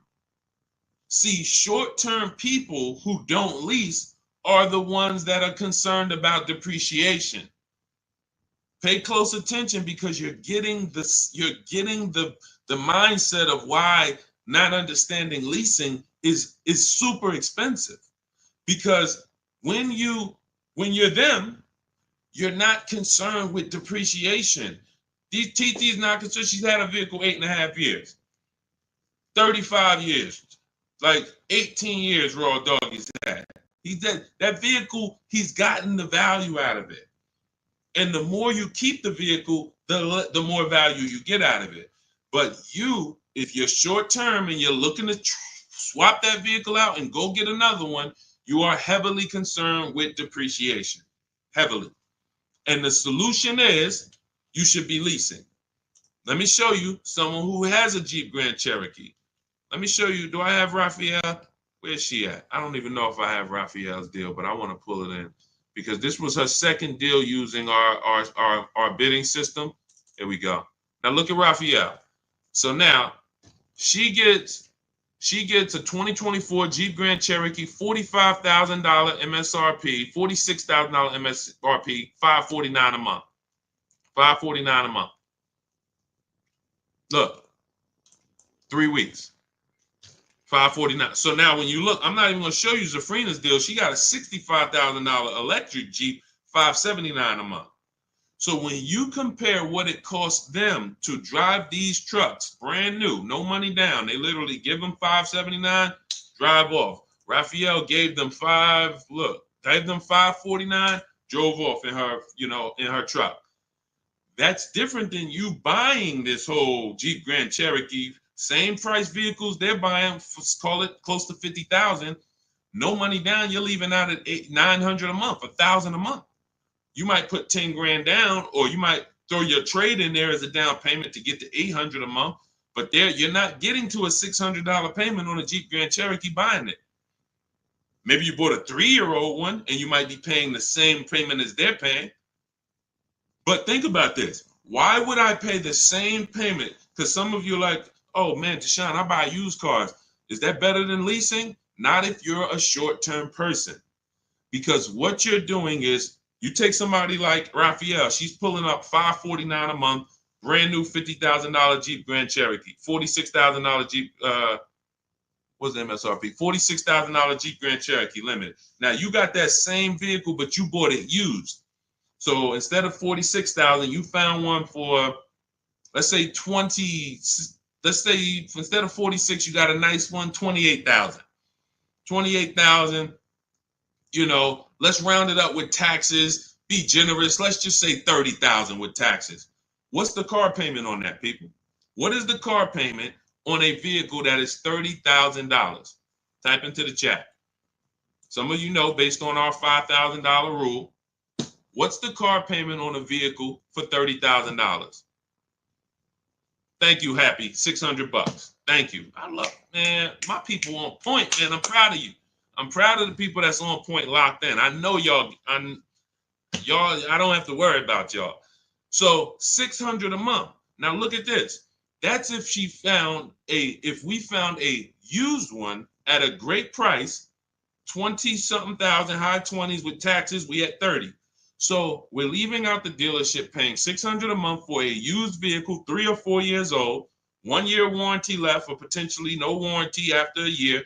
So versus someone who's driving a brand new $65,000 Jeep Grand Cherokee electric, $579 a month, or like Raphael, who's driving her limited for $549 a month.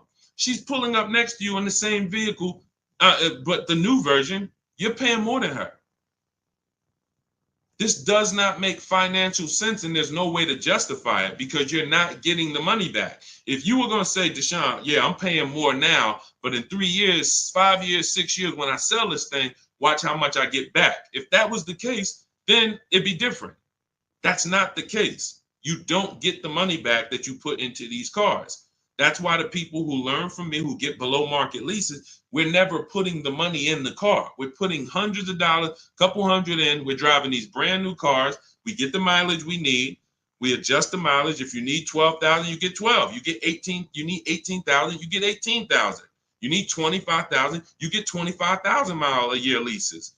But you don't buy these cars, tie up all this money, not get it back when you trade them in, and then go and do it over and over again and just stay in this depreciation cycle. Just stay in this depreciation cycle all the time. You're living in this depreciation cycle. You're never getting to the people who we talked about 8 minutes ago who are here, keeping their cars 18 years, 12 years, 10 years, where their depreciation is like this. This is the reward for purchasing. If you're not trying to get here, you should not be purchasing. You should be shopping for below market leases. So you can't beat depreciation in the short run, Jeff. To answer your question, to wrap this up, you're trying to beat depreciation in the short term. You cannot do it. The car is going to depreciate, and it doesn't matter the payoff. You could have took a 3-year loan. You would be paying more. Your loan would be going away quicker, but you probably took a 5 or 6 year loan, God forbid, a 7-year loan. Now your loan's not going to move fast at all, but the car's value is always going to move. So the key is, this is step 1 in my book. We need to know, are we putting our deal on the lease foundation or the purchase foundation? How are we going to beat depreciation? Long-term ownership, 8+ years, or below market lease? Those are the only 2 ways. That's the only 2 ways to beat depreciation. That's step 1 in my book, the most important question. Okay?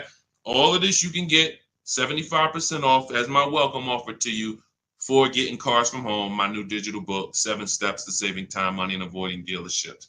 It's already 5-star rated. You can type it into Google. You'll see all the reviews online. Shout out to everyone who reviewed the book on Goodreads. And the book is just everything I teach. Everything you hear on my streams, it's in there step by step so that you don't have to remember this. So you can go to my TikTok bio, my Instagram bio, the Facebook comments, or the YouTube comments. And if you get there before 30 minutes is up, you get your copy for 75% off the whole blueprint. The bank bidding war is in there, selling leases, high mileage driving strategies, all in there step by step for you guys.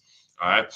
Once you get your book, make sure you screenshot the thank you page, though. As soon as you pay, you're going to see a page that says screenshot this page. You can open the book link there, but you'll also have my support team's email, because sometimes you're typing fast and you type your email wrong, and we can't send the book to a wrong email. So make sure you screenshot that page so you can have the support team's email.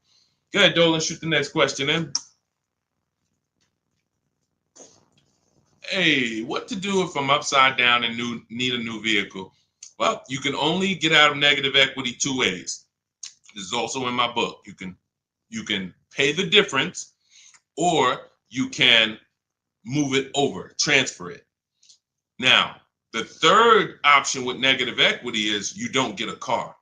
This is what I call the bad credit for people with good credit. Negative equity is the bad credit for people with good credit, because when I was in the dealership, some of you know I worked for Mercedes for 5 years, General Motors 5 years. The only people who couldn't get a car who had great credit was people with too much negative equity. So what you're looking for is you're looking to see, doing the equity assessment, what is the most I can get for my car? Because let's say the dealer tells you your car is only worth $14,000. but you owe $16,000. They're going to tell you you have $2,000 of negative equity. That's why we never get our prices of what our car is worth from a dealer. We do this from home during our equity assessment. This takes us 20 minutes. We go on CarMax.com, Driveway, Carvana, Kelly's Blue Book Instant Cash Offer, AutoNation, and Car Guru, Sell My Car. This is 6 cash offers that we're going to get in 20 minutes. So now these are the most competitive offers we're going to get, and that's going to tell us the least amount of negative equity that we would have. So if the highest bidder from the online buyers pays you 18 and you only owe 19, then you have $1,000 of negative equity. I would come up with the 1,000 and sell to the highest bidder. This is what I call paying the difference. Why is that the first option? Because you can now shop your car deal, get bids for your new car, and you don't have to bring over baggage from your old car.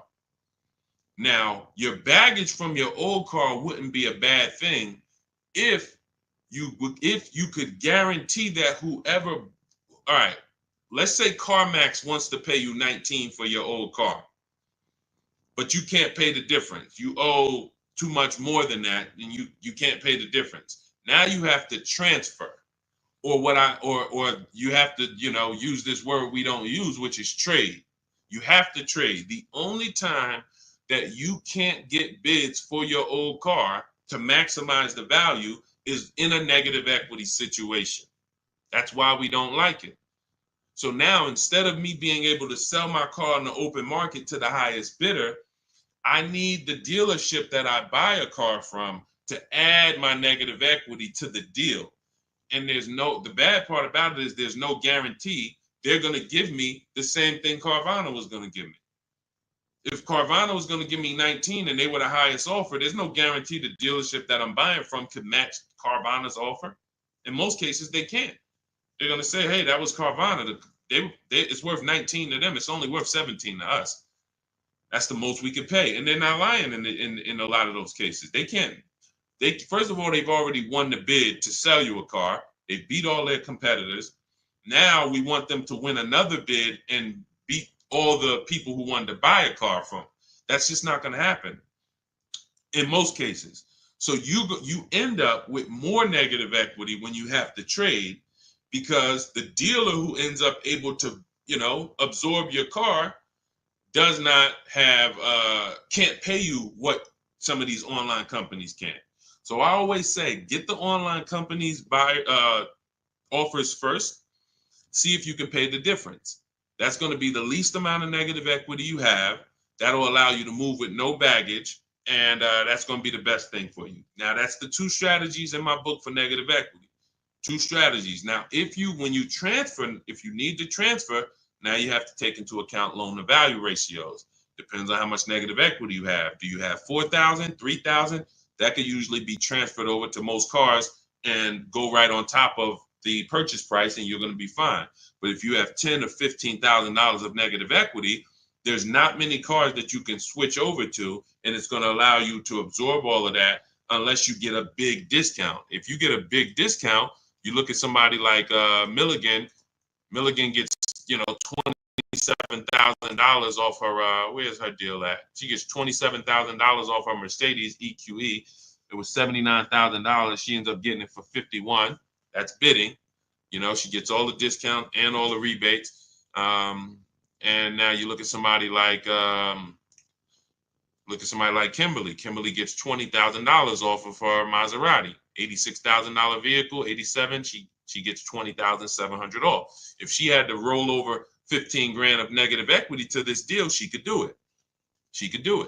So the bigger the amount of negative equity, the more you need to search for a car that the best offer on it, the below market offer on it, gives you a lot of rebates, a lot of discounts, 7, 10 grand, 12 grand off, so that you can roll that negative equity over. And 99 times out of 100, you should be rolling it over to a lease, because once the lease is paid off in 3 years, you're gone, and the negative equity is gone. And it's a hedge, because this has happened to people. They didn't plan on it, but they'll roll over 5 grand of negative equity or 10 grand of negative equity to a lease. Vehicle gets totaled. Gap insurance kicks in. They go out, they get a new car, and they're fresh. So with a lease, you're burying the negative equity into the lease, and you're paying it off in 3 years, and then you're fresh.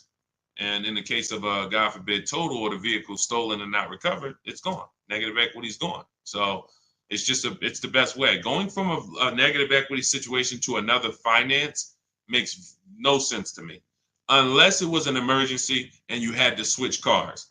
That's the only time, like you were planning on keeping the car 8 years, 10 years, but there was an emergency. Maybe your wife had triplets and the car doesn't work anymore. Now you have to go and get a bigger car, but you're a long-term person. That's the only case. The other cases, you should be flipping negative equity into a lease. That's the solution. Go ahead, Dolan. Great questions, great questions, great questions. Have you explained the lease? Well, the lease is very simple. It's for short-term people, and short-term means I'm not keeping my car long enough to ride out the depreciation. See, short-term is not a 5 years, 8 years, it's 3 years, no, it's the depreciation curve looks like this on a car. So a short-term person is not going to get here. You're not keeping your cars 8 years to where you're going to ride out the depreciation and now you're not losing value. Car's paid off. You got a great asset in the driveway, and you're going to keep it for another 2, 3, 4, 5 years to get the most money out of it. That's the purchase route. That's how you're beating depreciation there. Leasing is for people who are going to, you've been taught that you should buy, even though this is your ownership cycle. This is your ownership cycle. It looks like this. I buy a car, it loses 50% of its value in 5 years. I go and I do it again. Trade it in, replace it, do it again. Every single car I buy, I'm losing thousands and thousands of dollars in depreciation. Then I go and do it again. I never let it cool off. And I'm putting a lot of money into these cars because I buy the whole car. $40,000 car, $25,000 used car, whatever. I'm putting all the money into these cars, and then I'm replacing them before the depreciation cools off. Leasing is how you is for you to get off that roller coaster, get off that sliding board. That's a losing battle, and you're paying thousands and thousands of dollars more for that right. You're paying for that privilege that gives you no benefits. No benefit. You can see, and that's the reason why I teach about depreciation, so that you can understand when people say, oh, well, I like to buy my cars because I want to drive as much as I want. They don't understand. If you bought a car for 40 and you put average miles on it, this is how it looks. If you bought a car for 40 and you put high mileage on it, this is how it looks. It doesn't stay like that. It goes down. No matter what you pay for, how much you drive on a car, even if you own it. If you put 100,000 miles on your car in a year, you come back, what is it worth? Whole lot less. Whole lot less. Like, this is not even close. So the key, when you understand this is what I call the unseen expense, depreciation. Then you understand, okay, being that I'm going to pay for my car, whether I buy or lease, which option allows me to pay less? That's based on my lifestyle.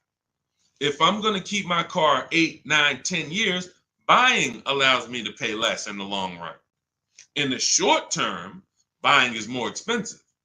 Remember, we already compared somebody like Zafrina's lease, she's paying $579 a month, driving a $65,000 car.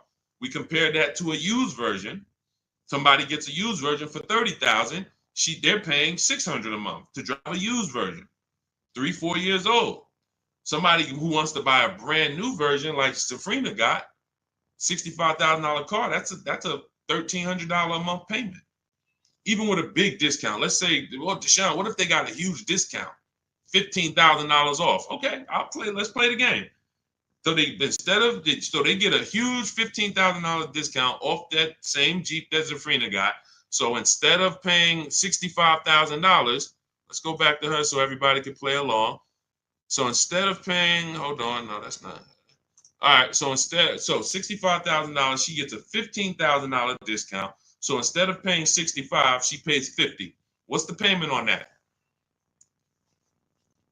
Come on, type into the chat. Stay close to the chat. She gets it for she gets it for 50. Huge big discount. What's her payment on a $50,000 purchase?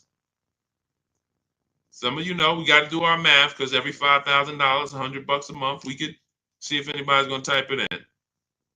What would her payment be? Once in a lifetime, huge discount, $15,000 off. $1,000. $1,000. $1,000. So let's compare these three so that we can understand that this is not even close. You have Zafrina, who's driving a $65,000 vehicle for $579 a month. She's leasing it, 12,000 miles per year. If We compared a used version of this vehicle that we basically took half price. Basically took half price. Let's say she's magically found a great used vehicle with good mileage and magically found it for half price. We already know that ain't gonna happen. And y'all know why I'm doing this. You can see, dag, if we're being extra conservative and these numbers are still nowhere close, imagine how much you're really losing by not understanding this. If we use real numbers, if we use like more accurate numbers, you're not getting a $15,000 discount. You're not getting a half price discount on a used one. You might get it for like 40. So that 40,000, that's an $800 a month payment. 30,000, $600 a month payment. Brand new one with a big discount, $1,000 a month payment. None of these are close to what Zafrina's paying at $579 for what she's getting. Driving a brand new vehicle, not tying up her money, driving a brand new vehicle. No, so that's what I'm saying. The reason why leasing versus buying is step one in my book is because if you buy, but you should have leased, you cannot get a great deal anymore. You cannot. That's why you're like, you may write me and be like, Deshone, man, I figured out I shouldn't be buying anymore. Should I stay in this car? Or should I switch to a lease now? There's no benefit in you staying in it. If you can swap from a finance to a lease or from a purchase to a lease right now, you should be doing that right now. There's no benefit to staying in a finance if you're not keeping the car long enough to get here. You're just delaying the inevitable, putting more money into the car, driving less car than you could be driving for the money you're paying. There's no benefits there. No benefits there. So that's it. Everything we're talking about is in my new digital book, Cars from Home, 7 Steps to Saving Time, Money, and Avoiding Dealerships. Our entire process is called Cars from Home. 90% of what we do to get these below market deals is at home with a computer. So you don't need to be a great negotiator to get these prices that you're seeing people pay. You do need to have the blueprint, and Cars from Home, my new digital book, is the blueprint, and you can get a copy for 75% off. It's normally $97, and it's worth every penny of $97, but $24 is better. If you can get to my bio before the 30-minute timer goes to 0, you can get your copy for 75% off, which is $24, and you'll have everything we're talking about, everything we haven't had time to talk about so far: leasing, buying, below market deals, purchases, below the bank bidding war, where we have banks and credit unions bidding. All of this is laid out for you step by step in the book. So grab your copy in my TikTok bio, my Instagram bio, the YouTube comments, or the Facebook comments. Get there before 30 minutes is up. Okay, go ahead, Dolan, shoot the next question in. Body envy sculpting. What if you drive a lot of miles with a lease? That's very simple. You're still depreciating your vehicle whether you buy or lease. So let's just say you are driving 30,000 miles per year, but you're buying. You're destroying the value of your car. So you're paying for that. If you were going to sell a car today and it was 30, it had, let's say it's a used car, it has 40,000 miles on it. You go out this year and you drive another 30,000 miles. When you come back, you just, whatever you were going to sell the car for with 40,000 miles, forget it. Like, you put another 30,000 miles in 1 year, your value just dropped tremendously. High mileage drivers, you are getting killed the worst with depreciation, because you get these deals and you structure these deals like you're not a high mileage driver. That's why when I was at the dealership, some of you know I've spent 14 years in dealerships, 4 years in my own brokerage, 5 years in Mercedes, 5 with General Motors. So when I was in the dealership, people would come in, especially when Uber first started, and they would have like a 5-year-old Honda, but it had 250,000 miles on it. And that wouldn't be a problem, except they still owed like 12 grand on it. That's the problem. So it's not that you're structuring your loan in a way where you drive The only way for you to not have big negative equity every deal, 10 to 15,000 or more, is you would have to be putting that money down. You would have to be making large down payments to stay out of negative equity, being a high mileage short-term driver who's trying to replace their cars in 3-4 years, because it's inevitable. And then um, you'd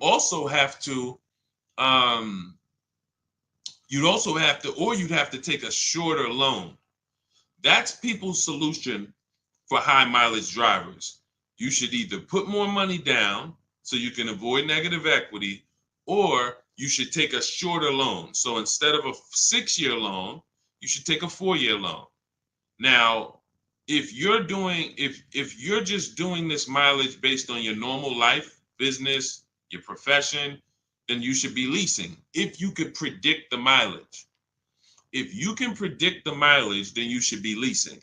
And I'm gonna tell you where I learned this. I learned this from a customer when I was a manager at Hyundai. I was a manager at Hyundai for 6 weeks. Dealership was not for me, but 6 weeks I was there and I learned something very valuable. I was helping a guy return his lease. He had a Hyundai Sonata, and I looked at the mileage because we have to get the mileage at the end of the lease. It's 72,000 miles. And I asked him, I said, "You lease this?" He said, "Yeah, I always lease now. I used to buy it and I always would have negative equity. All I do is lease now. I pay a little more and then I drive my 25,000 miles a year. I get my 25,000 mile a year leases and that's it. I come every 3 years, I get me another one." He was in sales. Since then, I've been telling any one of my clients listen, let's take a look at a lease. Because when I looked at his payment, if a great deal on a Hyundai Sonata at the time, why my nose itching? If a great deal let's say a great deal on a Hyundai Sonata at that time might have been $350 a month. Let's say he was paying $550, $525. He wasn't paying $800. He wasn't paying double. He was literally paying like $175 more per month to drive 25,000 miles a year. Huge, huge benefit. Now, if you don't know how to get good lease deals and you go and you try to do a high mileage lease, then it's going to suck.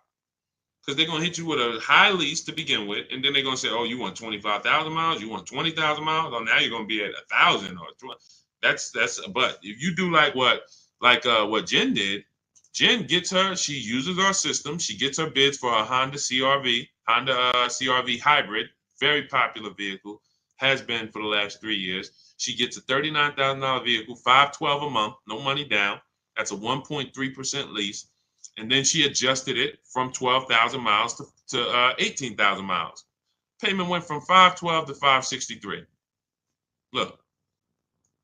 And then after that, she put money down because she wanted to lower her payment. See, we always talk about when you put money down, you have to lower it. You always have a good deal, a great deal, before you put money down. Money down is just to lower your payment on an already great deal. You can't buy your way to a great deal. You can't. So she had a 1.3% lease, and then she bumps it up to $563 a month. See, so some people who didn't understand lease structure, knowing they needed 18,000 miles per year like Jen, they would take the 12. They take the 12, take the $512 a month payment, not even ask, "Hey, how much would it cost me to get 18,000? Because that's what I need." She pays $45 more per month. She drives 18,000. She could bring that vehicle back with 60,000 miles on it in 3 years, and she could do it again and get another one. And she's not taking the depreciation hit. She's paying a small amount to drive that vehicle over the next 3 years. That's the benefit of getting below market lease deals. Hey, Ava. Hey, no problem. Yeah, thank you for what you do. No, thank you. Thanks for showing up. I'm here for the people who locked in. That is what I'm here for. I'm here. I want you guys writing me, sending me your deals, sending me your offers, sending me what you get when you pick up your car, saying, "Hey, go into Goodreads, adding your reviews to the book," because that's what matters. That's all that matters. I hold myself accountable to what the people do. That's it. I don't when I set out to teach, it was all about, God, we have to deliver a system where people can get the same results I get. If you can't get the same results I get, then it sucks. It's not a system. It's not a system. That's why I show all the people who I can on these streams without showing them all day. I could show 100 people on a stream, but then we just be sitting here looking at people all day long. All right. All right. So listen, y'all, we've been on for a little over an hour. Look, everything that if you're like, Deshone, I want the whole blueprint, you can get it for $24. It's normally $97. This is my new digital book, Cars from Home, 7 Steps to Saving Time, Money, and Avoiding Dealerships. Everything about below market deals is in there step by step. There's 7 steps in our system. 7 steps. First step is the most important question. How many years are you keeping the next vehicle? The second, what did I say? First step? First step is the most important question. Second step is the equity assessment. Third step is deal structure. Fourth step is shopping, not buying. Fifth step is multiple offers. Sixth step is paperwork and protection. Seventh step is delivery. 7 steps to below market deals for leases, purchases, new cars, used cars, all step by step. So you can get your copy as part of my welcome offer for 75% off. You won't pay the normal $97 price. You can go to my TikTok bio or my Instagram bio, or click the link in the YouTube comments or the Facebook comments, but it's only for 30 minutes. If you visited the site and the timer hit 0, then unfortunately, welcome offers away. The book is still worth every penny of $97. It'd still be one of the most valuable books, but $24 is better if you get there before the 30 minutes is up. So keep me posted. We'll be back for more streams. Hold on, let me see this. Lease a car. When leasing a car and you don't use all your mileage, do they give you a refund at the end of the lease? No, raw doggy, but that's why we assess our equity. So take somebody like my mother. She's a low mileage driver. Her lease is up on her Mazda. We assess her equity. If the vehicle has retained value because of the lower mileage, we're going to sell that and put money in her bank account. So even if we have a vehicle, leasing is also a hedge against vehicles for vehicles that don't lose value a lot, be it through natural depreciation or be it through I bought 15,000 miles. I thought I was going to use it, but I only use 10,000 miles a year. So now I'm 15,000 miles under. Okay, let's assess the equity. Let's see if we can sell that vehicle, put $2,000-$3,000 in your pocket, and then now that's a bonus. You basically leased and got a rebate at the end. Kind of new to this, where's the bio to get your book? Raw Doggy, you click the picture of me on TikTok. There's a picture of me right up here. If you're on Instagram, same picture of me. It'll take you to my profile, and you'll see a website there, a link. There's a link there, and then you click that, and then click the button that says 75% off new book.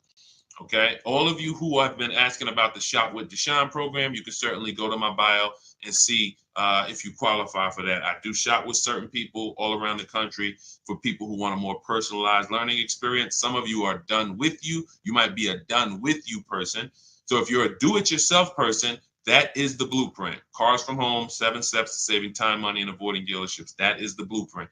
But if you're a done with me person, if you like to do things with people, personally, then you could also go to my bio and you can get information about the Shop with Deshone program. I don't care how you do it. Just get in where you fit in, get multiple offers, unlearn what you've been taught, or I can't even say what you've been taught. If you think about it, no one taught you to buy a car. They programmed us. We didn't go into school. We didn't learn. This is how it was like. It was a programming. So that's why we have to unlearn that and relearn the new way. And then, the success is guaranteed. So God bless you. I will see y'all on the next stream. Everyone who got the book, congratulations. Use it. Win all day. God bless you.